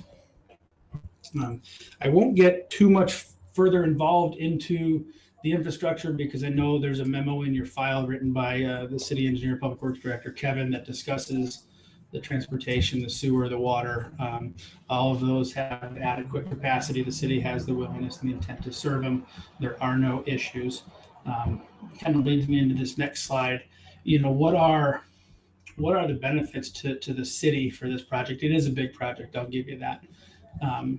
Some of the things that Bluegrass Development has done, not only with this project, but with the original Brookshire project, just to kind of put things in perspective a little bit. So if you remember with the original Brookshire project, they dedicated a 10-acre school site to the Lakeland School District, right in the middle of that original Brookshire project. That's about $1 million land donation to the school district. They also funded, when we built the original Brookshire, and built a regional sewer lift station. Now that sewer lift station just doesn't serve the Brookshire and the Brookshire South projects. That's a regional lift station that's going to serve all of the property that in the future could be developed in this quadrant of the city, completely funded by the developer. That includes offsite force mains, offsite trunk lines, etc. With this project, they're dedicating the 6-acre parkland to the city, as we talked about. Also dedicating the 2-acre fire station to Northern Lakes Fire. With the original project, again, we built over $1 million in offsite infrastructure, including widening of Meyer, Lancaster, putting in 16-inch water line down Meyer, oversized 12-inch sewer trunk lines. Not only, and the reason I bring that up is because those were oversized so that they don't just handle our projects, they're oversized to handle future growth, all paid for by the developer. And again, with this project, we'll be doing improvements to Meyer. We're going to have to upgrade the rail crossing there on Meyer. Your city engineer has asked us to assist him in getting a quiet zone crossing there. So we're going to assist him in doing that. What that means is there are certain requirements that the railroad requires in order to make it so that when the train goes through there, they don't have to honk their horn through that intersection. So we're going to work with staff to make sure that we can do that. Another important thing is water rights. When these guys bought the original Brookshire property, it didn't come with the water rights. And so they went out and secured off-site water rights, and then we're able to transfer those to the city in about 1.5 million gallons per day water right. That's a pretty substantial water right that they were able to do to offset that, because they didn't get the water rights that came with the land to begin with. So just some of the things that these guys have done. It shows that growth pays for growth. It shows that these guys are willing to go above and beyond with their subdivisions. You don't need to go to the next slide, Carrie. I was going to save that one for rebuttal. Any questions for me at this point? I'm sure we have some questions. What's the safety feature along the railway? Are those houses, will there be a fence or? Yep, so we actually discussed that during the annexation hearing. We will be fencing both sides of that railroad right-of-way as it goes through there. And I don't know if we're gonna be doing a block wall or some kind of fencing, and then we can figure that out. But that, both sides of that will be completely fenced with no access to the railroad right-of-way. How tall a fence are you? City standard doesn't let me go higher than 6 feet. So I believe the annexation agreement discussion was that it was a rock or brick and had hopefully some kind of noise attenuation. Correct. But like I said, I don't think the city code allows us to go higher than 6 feet. So we can help with some of that by getting creative and doing some berming. The fence itself can't be higher than 6 feet, but if we built a 2 or 3 foot berm and put a 6 foot fence on it, now we're helping out. Yep. So is there only one crossing on that railroad right there? The only crossing is the one that's there now on Meyer. That's the only one we're proposing. Correct. This is just a utility crossing up here. Yeah, the one over there is strictly utility, and then there's So it's one under the tracks. under the tracks, and then there's another utility crossing down by the proposed fire station. Simply utility. So I'm sure you're using stock images. The commercial land, it looks like storage units. Again, it's stock images, you're right. So there's some storage units there. There's going to potentially be some commercial, neighborhood type commercial out front. It's C1, so C1 allows us to do a lot of different things. And again, this doesn't show the 2 acres in the fire station because it was done before that. It's really open to what your C1 designation allows. Grocery store, something bigger. It's 9 acres. We've given away 2 acres, so it's about a 7 acre site. I'm not sure if it's big enough for a grocery store, be big enough for a neighborhood convenience store. But I do know, we've got the one going in Meyer and Lancaster. You guys remember that? I brought that in a couple months ago. Yeah. That one, we're about ready to break ground on that one. What is the offset easement on the railroad tracks to the backyard fence you're putting in? So that railroad right away is 100 foot wide. The tracks are centered in the middle of it, so we'll be It's gotta fencing be 50 feet on 50 feet from the tracks. Correct. Will you be expanding the roads like the current Brookshire entrances? It's great, it's nice and wide. Will that happen for the Hull? It will. So again, that main entrance that's coming off of Wyoming that goes right into the park, that's a wider right of way. It will have that boulevard type entrance like we did on the main entrance going into Brookshire. I think that actually is Brookshire Drive, the main street that goes in. Yeah, where it's got the landscaping and the trees on both sides. Yeah, that boulevard type entrance will. Well, but also from Meyer has this grate, so you could kind of turn and get out of the way to turn Correct. So onto yeah, that we boulevard. actually did install that and widened out Meyer at the entrance. We will be doing the same thing the entire length of Meyer. Great. As well as the, Carrie knew where I was going with that, as well as the improvements to the rail crossing. So some of the things we're working with Kevin on the rail crossing is he wants to put some center islands in there to make it so that when the arms come down, you can't scoot around them and skirt the issue. So we're kind of working through some of those things. The railroad, unfortunately, only lets the city do so much. But Kevin and I are working on trying to make some of that stuff happen. So the only access to that park is people driving out of their development, around, and then going in there, because the railroad will not allow access across The that. railroad will not allow another crossing. And I we can can't tell you that for require certain. the railroad to put in a pedestrian path that goes over it. I don't even think the railroad would allow We that. can't require the railroad to do anything. Yeah. That's like telling the federal government to do something. They have pretty much autonomous rights. Well, they put the Overpasses fueling before depot in. you get So- over. You don't have to stop. It's a shame that the railroads gonna mess that up. It is, and I can tell you, I've been doing this 22, 23 years now and dealing with the railroads a lot. It's not fun. Not like Carrie said, number one, they just don't respond. And if you do get a response from them, it's no. They're very, very protective of their railroad, very protective. So I can't even off topic, but I couldn't even send a survey crew onto the railroad right away without being accompanied by a railroad personnel. I mean, they're pretty serious about that stuff. So.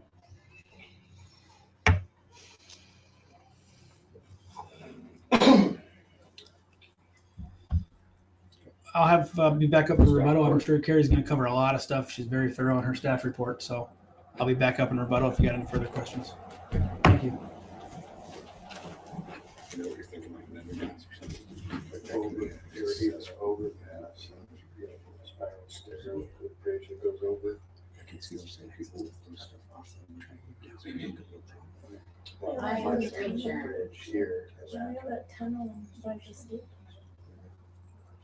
There's stuff that happens and that one's easier to control. Sorry, Carrie. Yeah. Let me know when you're ready. I agree. Okay, you ready for me? Okie dokie. So, let me get rid of this. So this is Berkshire South Hollis Woods, preliminary plat, which is subdivision consisting of 543 lots. It's actually 44 now because of the update with the fire station. Not sure, maybe I got that in there. Anyway, 539 single-family residential lots. Just the one multi-family lot, which will allow up to 250 units on that lot, dwelling units. So within apartments or whatever, however they plan to do it, no more than 250. The 2-acre lot, I didn't include it, the 2-acre lot for the fire station, which is a land donation, the 7.5-acre commercial lot, and the 6-acre park, which is a land donation, on approximately 238 total acres.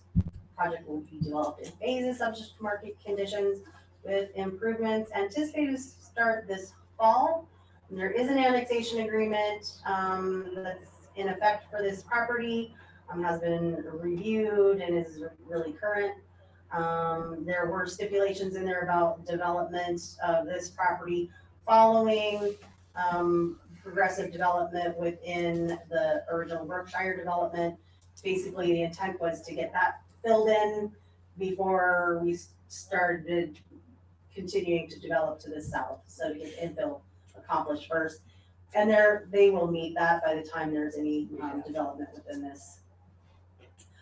So the Brooks, again, he explained really well, Berkshire South portion is located the east side of Meyer Road and Hollis Woods on the west side.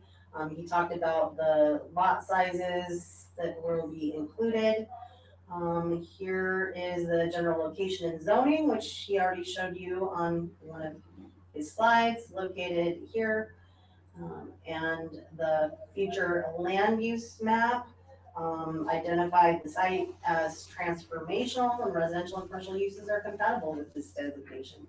We actually did the future land use map amendment to include this property, which was located at that time within our shared tier area of city interest at the time that we did the annexation. So here is the overview of the plat, which you have seen.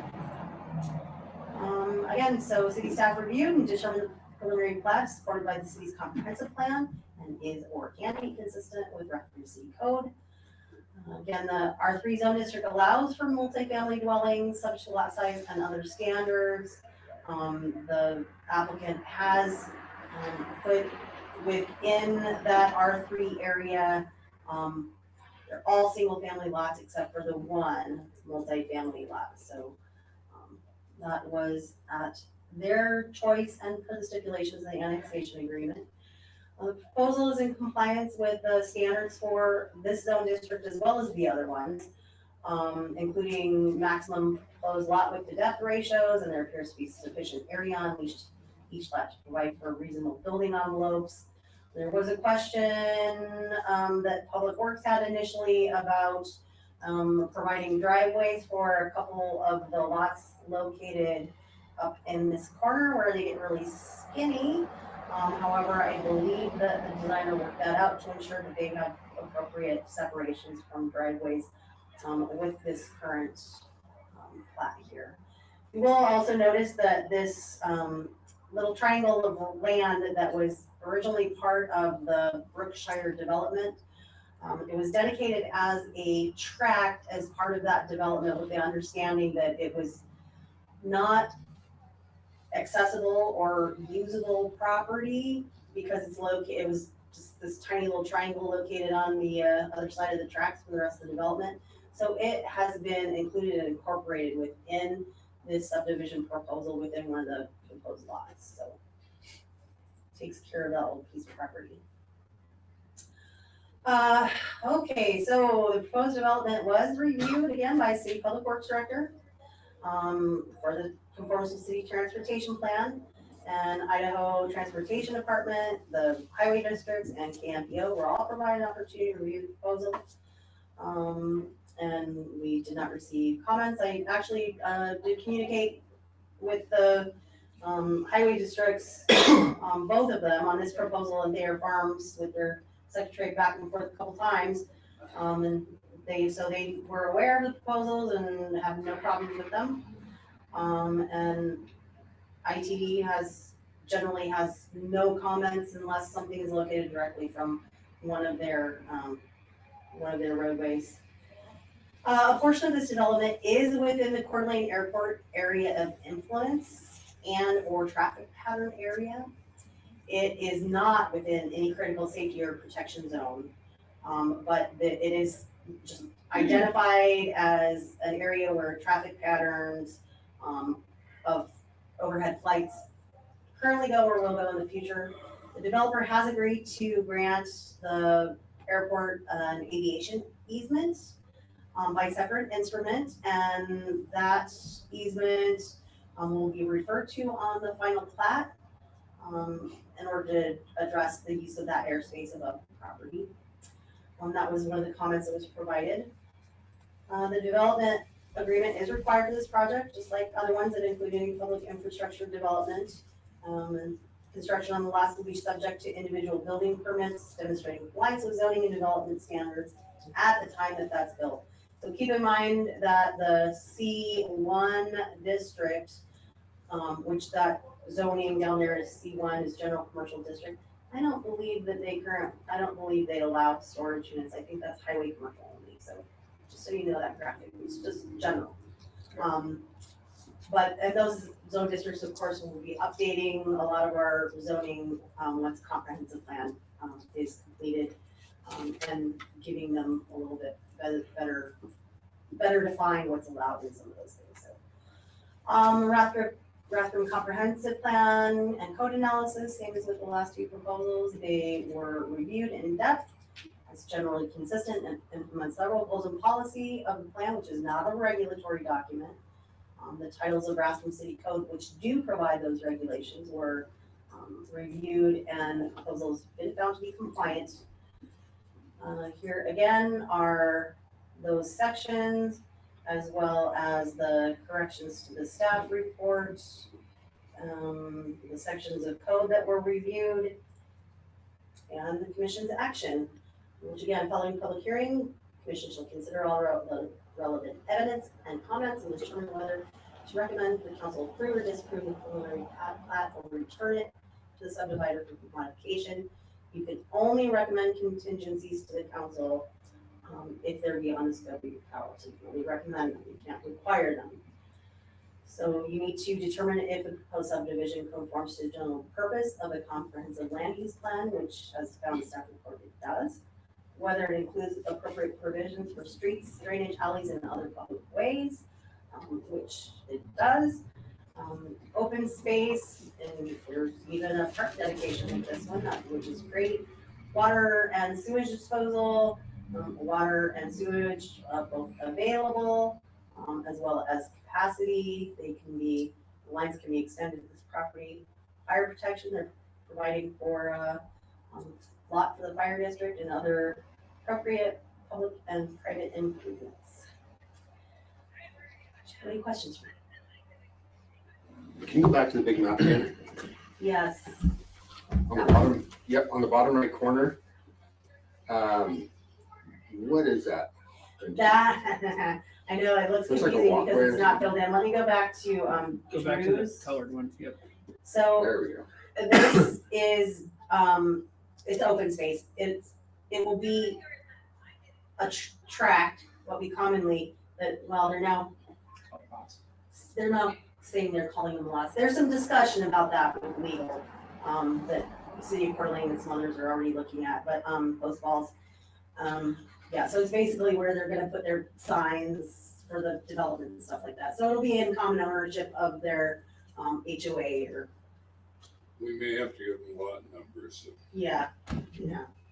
Is that a walkway going in between two lots, going into that Yep. cul-de-sac? Yep, and there will be a walkway included within this, to break up this block as well, included within this utility easement, there'll be a walkway. So And now there we will of have- course be sidewalks on all the streets. On Wyoming, that was my next question. What is Wyoming gonna look like all?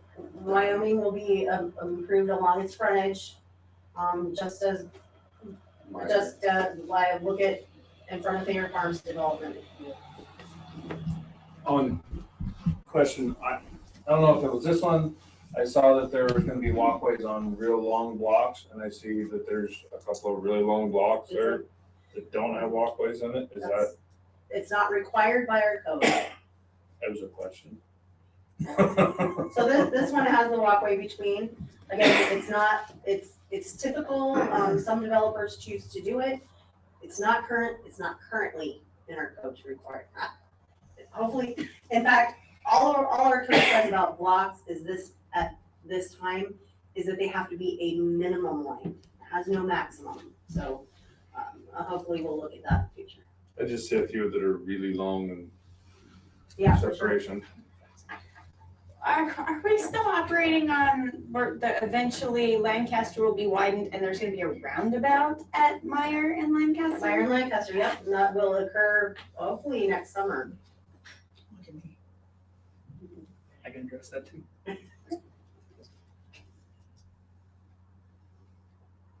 Any other questions for me? We'll wait for your rebuttal until after we have a public comment, how about that? Public comment. Are there any members of the public who would like to speak in favor of the proposal? So please step forward and state your name and address for the record. Anybody like to speak in neutral of the proposal? Any opposed? There was a paper here that was in opposition. It was from Mr. Fox, and I see he's no longer here. So disregard that one for now. And I think there's one in the, I was at both the Parkway and the Brookshire one. Yes. Aaron Clanton, 12239 North Gipper Loop. I actually live in the North Brookshire development, it's called. That's correct. the original Brookshire? The original, yep. So we bought our house January this year. Heard about this development getting put in. Have family members that live right now in Brookshire on the backside, close to the railroad tracks. Great development, love the place. Concerns with the development as far as the houses go and the apartments to 250 houses going in is, like Carrie said, she touched base with it on a different topic earlier tonight about last time that the city of Rathdrum was updated, I guess, with their city state planning was back in 2014 for the city transportation plan.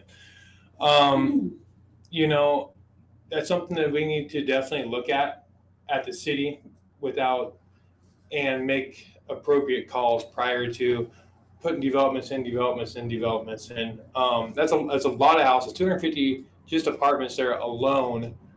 We're gonna have 500 cars there, not including the rest of the neighborhoods, thousands of houses. It's great that we got the school, that new school. It's the land from them in the north development. But the issue is that there's no school there right now. There's not a school. We have 2,000, 3,000 residents there now in that development, 2,000 with kids. These kids, our school system is going to be overpopulated. We don't have the teaching ability, the staffing in the school district to, I don't feel, accommodate that mass amount of houses. As soon as these houses are getting built, they're moving in the next day. As soon as you can move in, they're getting filled. That's great. It does show growth in the community, but as a community, we need to look at and get everything roped back together prior to building massive structures as far as developments like this go. Secondly, the apartment complexes close by the railroad tracks, to me, is a big safety concern too. People that live in apartment complexes are definitely going to have kids, potentially lots of kids out there playing around. Right at the railroad tracks, I don't think that would be the ideal place to have a set of apartments, but they get to choose where they live at, of course. So moving forward from that, that's all that I had. Does anybody have any questions for me? Nope. I wish the school had more money to build right away. And I think that that's the issue. That's the issue that we have is we can get the land. That's great. We definitely appreciate that. We can get the fire department and the land for that. That's awesome. When's it going to happen? How's it going to happen? Who's paying for this? Those are all questions that arise when I look at this situation. So, thank you, sir. Thank you.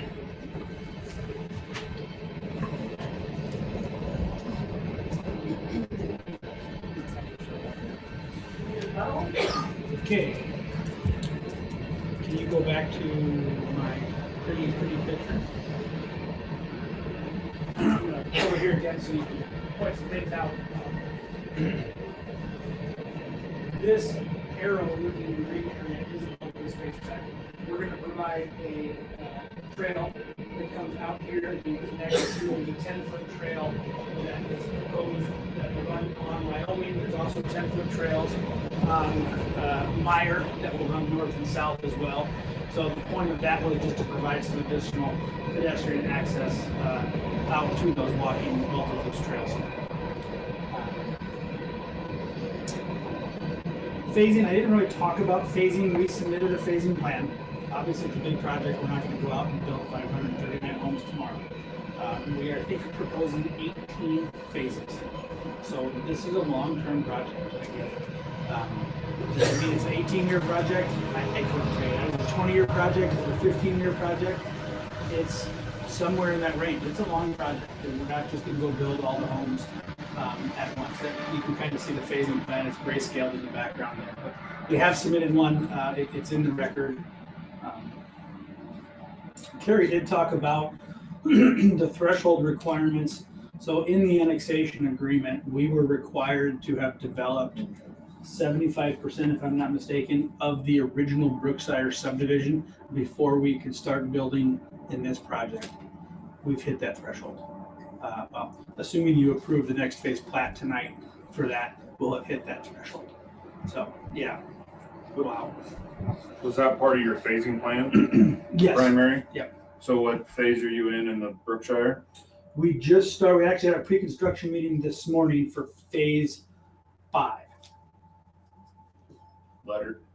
Because you've got them at G. that one was labeled 1 through 6. Okay. This one's A through S, if I'm not mistaken. Okay. So, but in the original one, we just started the second to last phase. We actually had the pre-construction meeting on it this morning. It was 85%. Okay, it was 85% threshold, but we'll have met that once that plat I was records. gonna say that, but I wasn't sure. Just to say, Hence why the attorney's here to correct. we looked at it though. We did look at it. If you go back to my presentation, the very last slide. So I did this morning, and they're big numbers, so I want to explain this, I guess, if I can, to the best that I can without confusing anybody. In the original Brookshire subdivision, houses range anywhere from $385,000 to $500,000. call the average home price $445,000 in that original subdivision. Take out your $125,000 homeowners exemption, which we're allowed this year. Multiply that by the number of houses in that original project, and then Rathdrum's mill rate, which I had talked to Leon, and actually I think I used the 2019 mill rate, not the 2020 mill rate. But the original Brookshire subdivision generates $535,750 per year in property taxes. That goes directly to the city of Rathdrum. An additional $415,000 per year in property taxes that goes to the school district, JSD 272, Joint School District 272. So yes, we donated a 10-acre school site to them. Can't afford to build it. Schools are funded by taxpayer dollars in the state of Idaho. So you got options to fund it with taxpayer dollars, pass a bond that goes out to vote. I mean, those are the options for schools in Idaho. I'd love to see the school built there too. Jump into this project at build out using that same average home value, which is today's dollar. Now, granted, 15 years from now, that number is going to be much, much higher. But you're looking at almost $750,000 a year in property taxes just from that project going to the city of Rathdrum, and another $600,000 going to the school district. So, again, that's using today's mill rates and tax rates. So, I think Mr. Magnuson has some comments he'd like to make, but I'll come back up after that to answer any further questions you might have. Thank you. My name is John Magnuson. I'm at 1250 Northwood Center Court in Coeur d'Alene. Long night for you. I won't be lengthy. I just want to make a couple observations on behalf of my partner, Mr. Andrew, and I. We've lived here forever. We don't like seeing tons of people move here.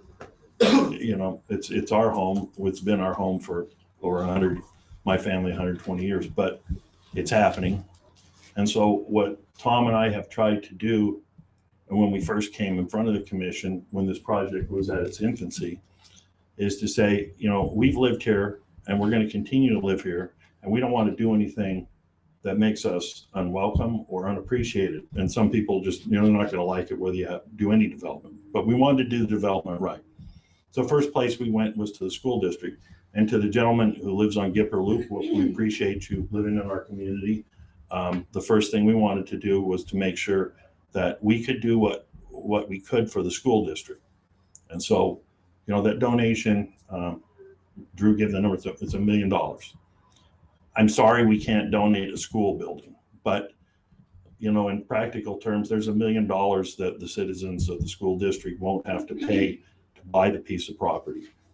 Spread out over Rathdrum, you know, that's depending on which day you take the population, but, you know, probably $12,000 in property taxes paid for each man, woman, and child in Rathdrum through that donation. I'm not trying to get a pat on the back. I'm just saying we're trying to do what we can. The same thing with the fire district. We were really excited to be able to do that. The lift station, we go through all these things, but then when we came to Brookshire South and the park, you know, we asked the city, what do your parks needs? Because we don't want to have some private park for an HOA. We want to have something to contribute. And we thought 5 acres, and the mayor said 6, so we said sold. So that's why the park, and both the school site and the park weren't designated in the locations they were by us. We asked the people who wanted them, who would be ultimately the stewards of them, to tell us where you wanted it. So we did that. And the other thing about the apartment location by the railroad track, you asked a question about the fencing on the railroad track, and I may not have the exact verbiage correctly, but when we went through in that term of the annexation agreement, is it's not like a vinyl fence where a rock's going to come up off the railroad track and perpetually put holes in it. Our goal was to be able to berm up with some of the topsoil on the site and just structurally fill about 2 feet, and then put on like an eco block, but it's not going to be aesthetically unpleasing because we want our development to be attractive. So it will be a sturdy fence, but if we can put it up 2 more feet and make it 8 feet, you know, we'll do that. The other point about the apartment location is that was done when we went to the public hearing front on the annexation. There were some concerns expressed by our existing Brookshire residents that they wanted separation from that. And so we were able to provide separation on the south by the railroad track and separation on the north through a development that the density of it gets a little bit greater so as to not create an impediment. You know, it's not like multifamily stacked up in the back of somebody's backyard. It's a gradation down and it pockets it there. And that was actually, you know, as part of the public hearing process and the consultation with the city. And lastly, I'd just like to note, and I appreciate anybody who takes the time. I noticed some of the written comments. I appreciate anybody who takes the time to do that. That's what, you know, makes the process great. When we come in and do a project like this, you know, we originally thought, and I don't know how long a project will take. It's certainly going faster than we thought, but it's a long-term commitment in a lot of facets. And we like everybody to know what it is we're doing who is coming into our community. And so with the covenants in this particular project, we have apprised everyone in the covenants originally recorded before the sale of the first lot that this is a 400-acre project, that this will be continuing down. And so none of this, and I don't fault anybody because nobody goes to the title company and apparently reads 30 pages of what are the rules and restrictions. We have that happen all the time with HOAs, but that's okay because that's just human nature. It's not on an iPhone and you don't look at it and click it over. Everything about what we're doing was made known to everybody before they bought a lot. Because if you don't want a lot in a development that's going to have multifamily or, you know, 530 more lots because it's a big piece of property, then maybe this isn't the place for you. But we have to do that because we don't want a long-term investment project with that lift station, with the school site, with the park site, with the roads. We don't want it to be all invested for one part when it has to be paid for by the whole part. So I appreciate it. Sorry.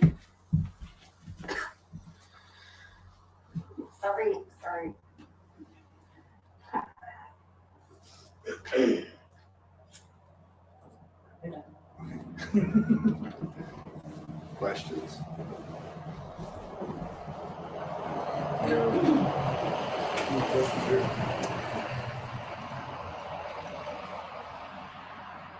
All right. Public hearing for this is closed.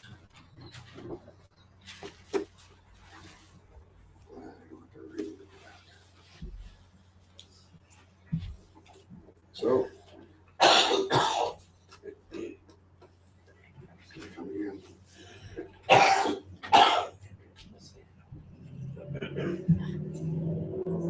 So the next part of the agenda is the new business. Yes. Are you good? Do you want to take a break or move on? It won't help me, so we'll move on. Action item, consideration of Stillwater Estates preliminary plat. Okay. Go back to Stillwater's.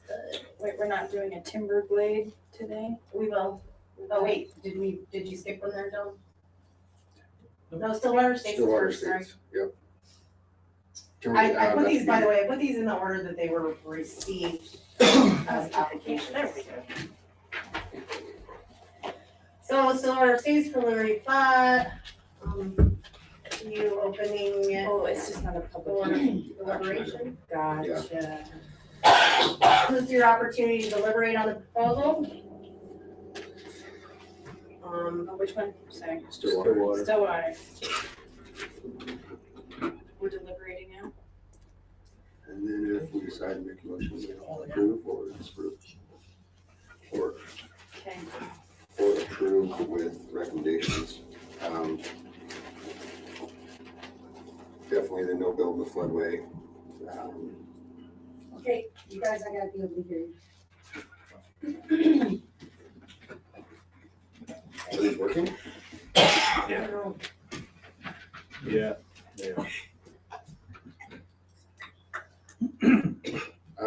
So with this one, obviously the floodplain is. Yeah, they've Where do already you want on that one? made it clear that they're not gonna build in it, and they're not gonna fill in it. And Carrie's made it very clear that a fence would be okay, but a gazebo or a shed will be frowned upon. Yeah, that can't be touched. They can't. I like how you said it. Placement of fill or no rise. Affect how the water is dispersed with that. I don't feel like enough has been done to meet a standard of safety to build there, including like, so you don't have a flood that wipes out your house, but then you have, you know, mold issues, there's like health concerns. I'm inclined to, what's the verbiage? To recommend to the city council to not pass it, to not approve it, thank you. To decline it. So if you're going to do that, you need to, you're gonna recommend denial. You need to cite the code sections, city code. All right. That you think it doesn't comply with. Okay, I feel like it doesn't comply with Rathdrum City Code Section 13-1-2B, or 13-3-5, or 4-1-1, which is a health concern. Okay. And I also don't find it consistent with a comprehensive plan 2B Goal 1A for public safety. Or Idaho Code Section Title 67, Chapter 6508K, with consideration for wildlife. I don't feel like it needs to be an endangered species for us to consider that. Okay, let me pull up those sections for everybody. So you guys can talk about it. So flood damage prevention standard 13-1-2B. Local government has a primary responsibility for planning. I still have, so this is approved before he would actually get a flood plan permit? Yeah, floodplain permitting is for building only. All we're looking at right now is imaginary lines on the ground where people can buy and sell property. So what you've cited here is local government units have the primary responsible for planning, adoption, and enforcement of land use regulations to accomplish proper floodplain management. We have planned, adopted, and we do enforce land use regulations for floodplain management. So that one would not be appropriate.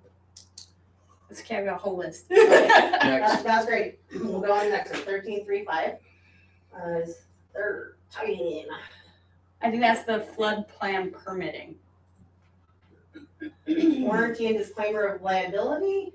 Yes, so there was an interesting question about the liability. And where that is undecided. And that's kind of what I was looking at, was like, so we're saying that we are not liable as a city, but it is on a floodplain, so this is also kind of dependent upon that floodplain permit, correct? No. So it's been identified and we've adopted standards that deal with this. So this disclaimer of liability is the title shall not create liability as a part of Rathdrum by any officer or employee thereof for flood damage that results from reliance on this title. That includes floodplain permitting, because this is the title that requires that permitting. No, I'm still not going to explain it in a different way. Okay. So what this is saying, right, is that this whole title that we're talking about, Title 13, which are floodplain regulations. Sorry, let me go back here. Flood damage prevention standards. I called it Title 12 earlier, it's 13. It does not, using this title, and it's this title that requires us to look at and issue floodplain permitting to allow building in this area. So by the act of having them get permits for building there, which is under this title, means that we're not liable.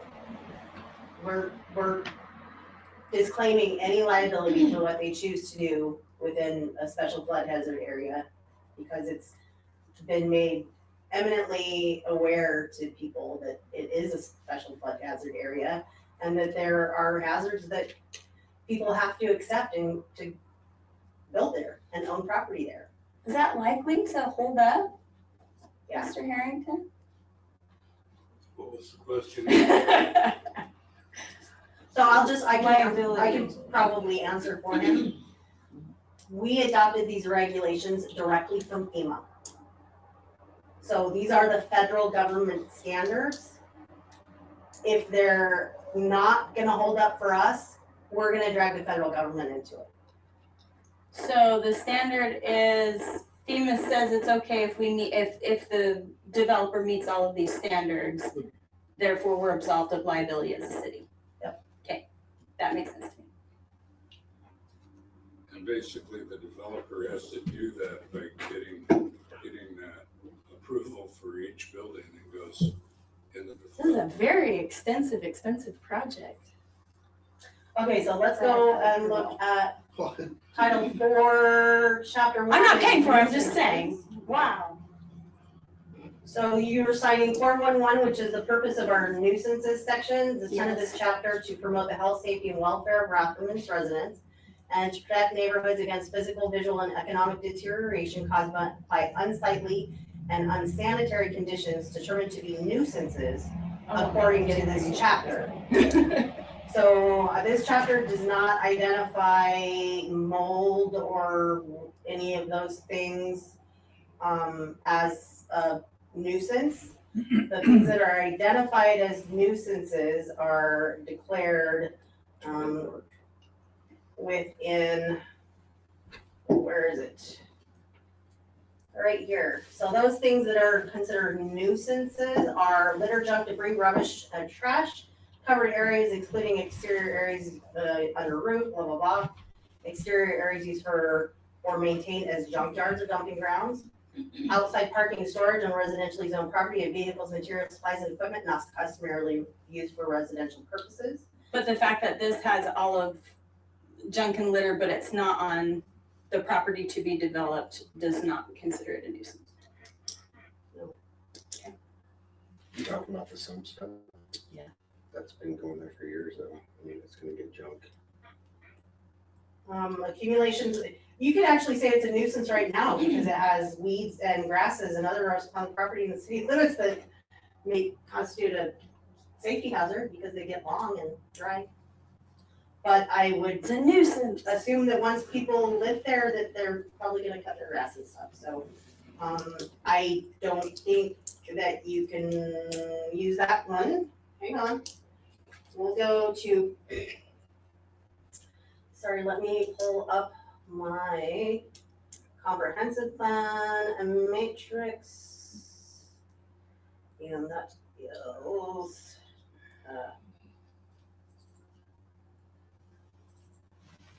to be Goal public 1A. safety. And one has a whole series bullet points. Oh, I'm gonna go back. From the public comment, it certainly takes away from the rural character and small town feel, and it's also kind of a public safety issue. Okay, so policy A, actively engage citizens in the planning and zoning activities, ensures that policy 2B, land use. A balance of land use guidelines, Okay, yes. so you wanna use goal 1, Yes, goal but one. not subsection A, okay. So a balance of land use guidelines will be applied to preserve and enhance the following values. So again, this is not this document doesn't Is provide not law, but the that's part of what we applicable get to standards. decide on, whether or Correct. not it's consistent with. So what this is saying is that we need to use balanced land use guidelines. We need to apply those to preserve and enhance the following values. So the way that those are applied is through our city code. And if the proposal meets the city code, which was adopted based on these goals and values, if it meets the city code, then it meets this. So I can't dissent based on comp plan. You can certainly make a motion based on that.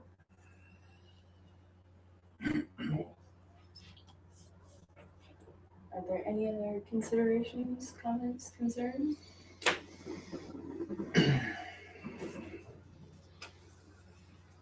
Make a motion to pass it with the easements discussed tonight. The 20-foot on the south so that they can still be maintained and cleaned properly to reduce the risk of flooding. And that fencing is put up prior to any homes built. Second. Okay, there's a motion and a second. Want to take roll call, Mary? Okay, Nick, Present? yay or nay? Yay. Sorry. And John, Yes. Lacey, Nay. Larry, Yay. all right, thank you. Motion passes.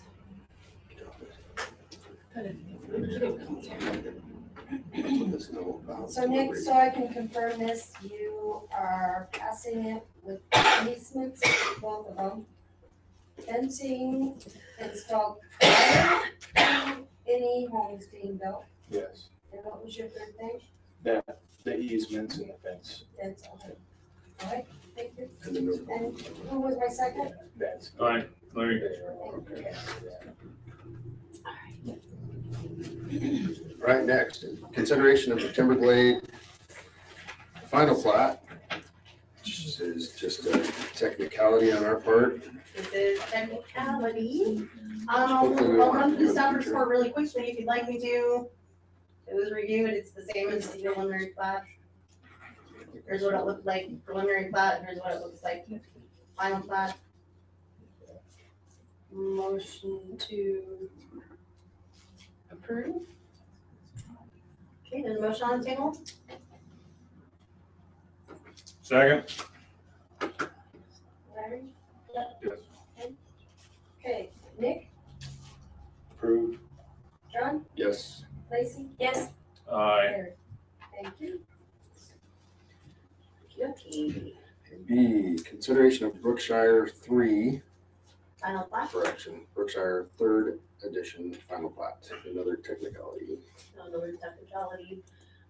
It is compliant. I think I noticed, was it this one or there's one discrepancy, like two discrepancies in between the preliminary and final plats, and it's just the lot count.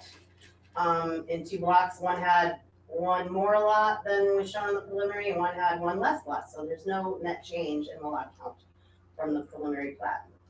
So this is what the original looks like, and this phase is within this area here. And this is phase 6? This is phase 4, 4. but, well, it actually includes portions of a couple of different phases. And again, the phasing was per market conditions, so it could be updated. But it is significantly the same, except for those two differences, and, you know, there's an additional lot here and one less lot here or something, that it, again, no net gain or loss. A motion to approve it. I second. Nick and Lacey? Okay, and Nick, Yes. John, Yes. Lacey? Yes. Larry? Aye. Thank you. Thanks for being loud down there. Can you hear me back there? Just trying to wake us all up. Yeah. Mr. Mort back there sleeping. Okay.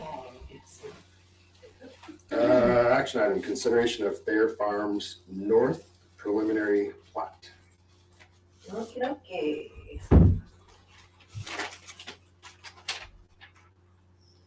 So the commission shall consider all relevant evidence and comments.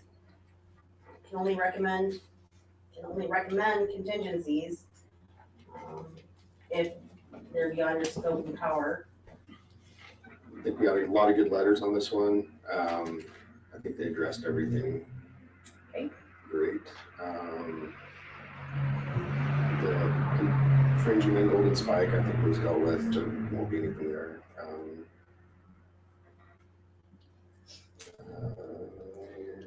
What are you gonna say? I motion to approve. Yeah, motion to approve as long as the Rio Grande is not developed before phase one all the way through to there. That it is. That it is. That it won't be completed until the first phase is just being completed. So that construction does not come through Nagel to access that. It has to be gone through Rio to access construction. Otherwise, you can add more traffic to Nagel coming in there. So as they finish phase one, that Rio needs to be finished at that time. Okay, so that may be dependent, just so you're aware, that may be dependent on the number of dwellings that they end up doing in phase one.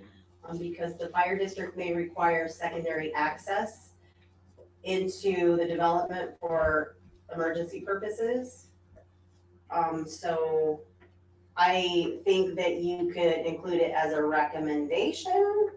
No, I would recommend that as soon as they start to finish phase one, the lots to start building, that they also complete the Rio Road all the way to Nagel.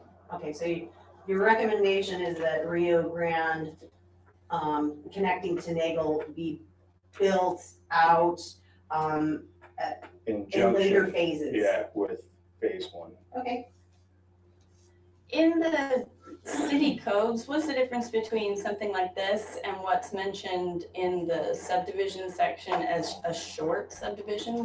What's Short the difference? subdivisions are 5 or fewer. 5 or fewer. I guess that too, independent, if they can get their. Shoot, I could have used something different from our I first one. Fear that Construction traffic. yes, come this way. I get what you're saying From here. on that road, but being it'll be a dead end, the fire, the fire department will want two accesses to They that. have it through Golden States. That's what, Well, But that's closed off. So, not to emergency access. That's emergency access. That's why it's there. And they do have access to it. Is there a gate? so from what I've heard, is that Larry made a motion to approve as presented. There's been discussion, that motion is still on the table. Does anybody want to second that? The one thing I do fear is if Rio isn't finished until, say, phase 4, then what? So if it's finished as it's phase 1, it's in conjunction with phase 1 as they're doing phase 1 and put it through, then it's already done before phase 2 even starts, or 3 or 4.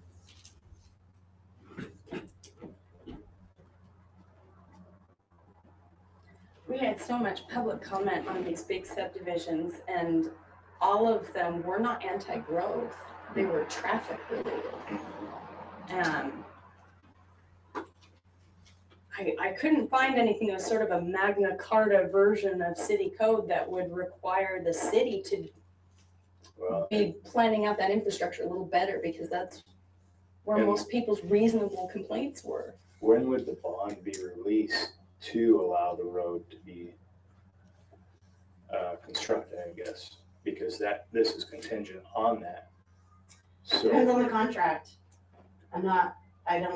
It was not here at the time that contract was put in place. okay. We may have to give them an opportunity to build part of it. It will be according to that contract. My fear is not the development itself, is we get a bunch of construction trucks coming through the school zone right there off Nagel to access this. It's more convenient. They control their I tell you, they're construction. gonna come down Greens Ferry off of Lancaster from Interstate, because that's where most of the traffic goes. You get an occasional from 41 on Lancaster, but they're not gonna go in that subdivision where they can do 25 versus 35 down Lancaster. Right.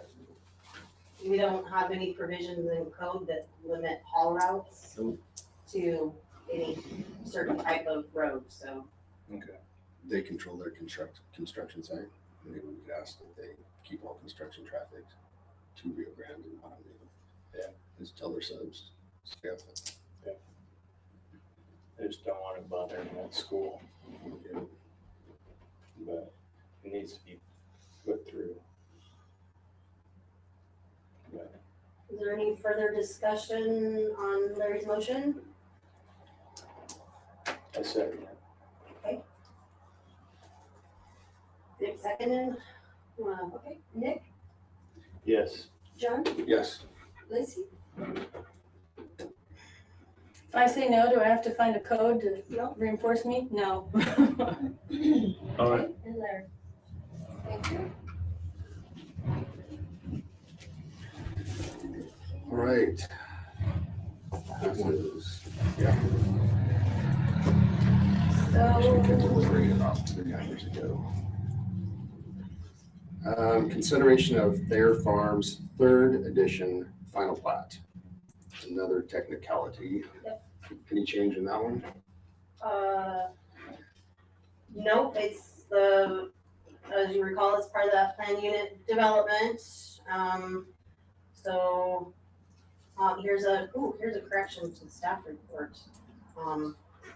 It's erroneously said there were future phases. The phases we're looking at right now, this should actually be number 4.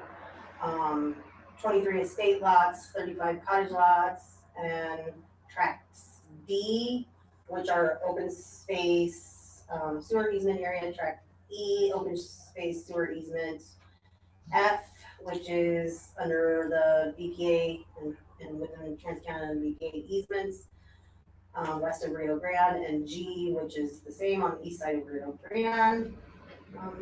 Streets along necessary utilities there with blah, blah, blah, dedicated lane extension of Split Trail, Ferguson Range, and Rio Grande. So here is the original full plat. And this proposal is these cottage lots here and tracts here.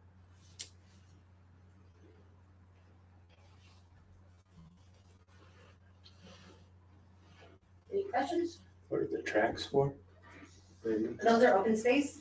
Open space. Yep, so there's several tracks within this original plat. They included a dog park, which the applicant, gave land for, the pickleball courts and parking lot, which they gave land for. They also did the improvements within those, or are doing, or will appropriately bond for any of those improvements. Then there were these open space tracks. This is a pathway area. There's also open space here at this corner. And then, of course, all this area that's located under BPA lines and within those Trans-Canada and BPA easements. Those are all open space tracks. There's a meandering pathway through here. So, Motion to approve it. Second? Nick, Yes. John, Yes. Lacy, Yes. Larry. Aye. Thank you. okay. We got Brookshire out south and Paul's Woods. It's a big development. I wish every developer would do these things though, give back a lot to the community. Yeah. I'm concerned though, that's 789 homes. Driving cars. Well, like Carrie said, you gotta have this in order to build the roads and build bypasses and everything else. And it's, my only concern is how long does that take? Say this development gets done, how many years is it after that these roads take shape and form to accommodate it? Well, we've seen huge growth in the last 3-4 years and we're not accommodating that traffic. I think we got a lot of stuff on the table this year next for traffic. Wyoming's got to be next. Lancaster's there, Myers, getting done, the roundabouts. True, they're not done yet, but we can see progress going on. The city just approved the contract for the 53 and Meyer site. So we're, just wrapping by up. Super One? Yeah, so we're wrapping up purchasing some utility poles and things like that to begin construction. I think we're, working on a couple right-of-way acquisitions for, those other two, the intersection actually at at Nagel and Meyer, and the one at Meyer and Lancaster, we're finalizing those plans, and timing with other development around it, so. They should all be started and or completed within the next 2 years or so. They're working on Nagel and Meyer. Nagel and Meyer, they'll be around about. There's like almost zero traffic down Nagel on the east side. At least what I've seen. That's the way I go. Cool. I haven't stood out there with the traffic counter, so I don't know. So here's our, here's what your action includes again.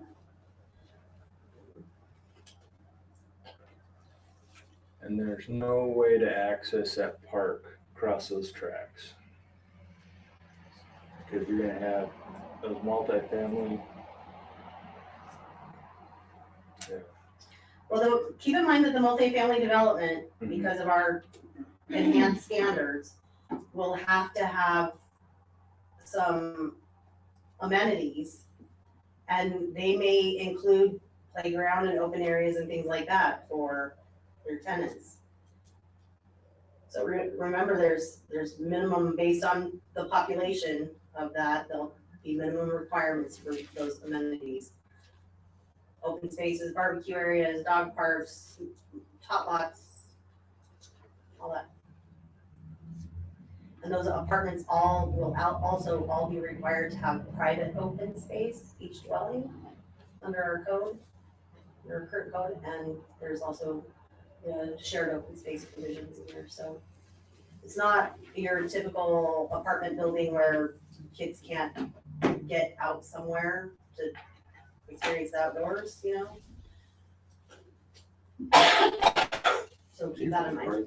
And so for clarification too, you guys are talking about traffic, because you said Nagel and Meyer, the roundabouts at Local and Meyer by that. Oh, I'm sorry. Thought Martin, Yeah.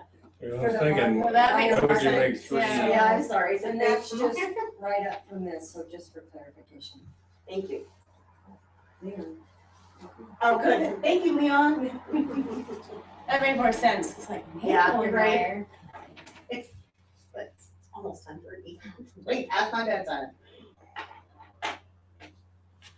All right, any other discussion or? I'm good with it. Make a motion to approve. I'll second.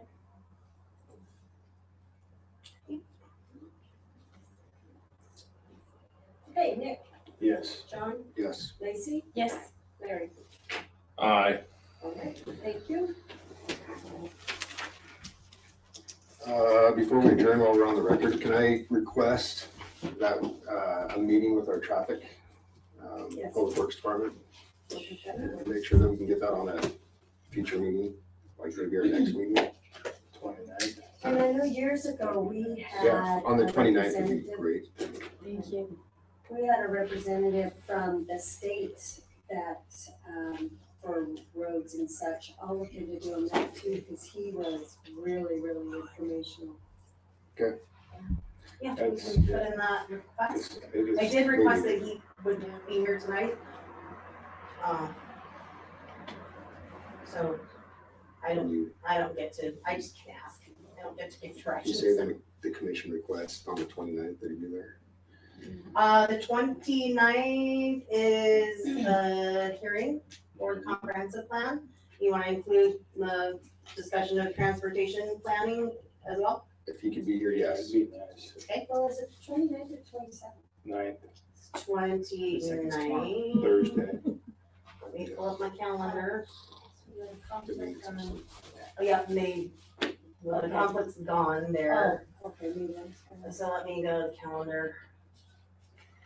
So does it sound I don't want that one. we're put in, like, is I it know. responsible to pass things through when we're concerned about traffic? Okay, so, yeah, next Thursday is the comprehensive plan hearing. And we can go ahead and add, consultation with the public works director onto that. Awesome, awesome. Okey-dokey. Great. Meeting adjourned. Meeting adjourned. So moved.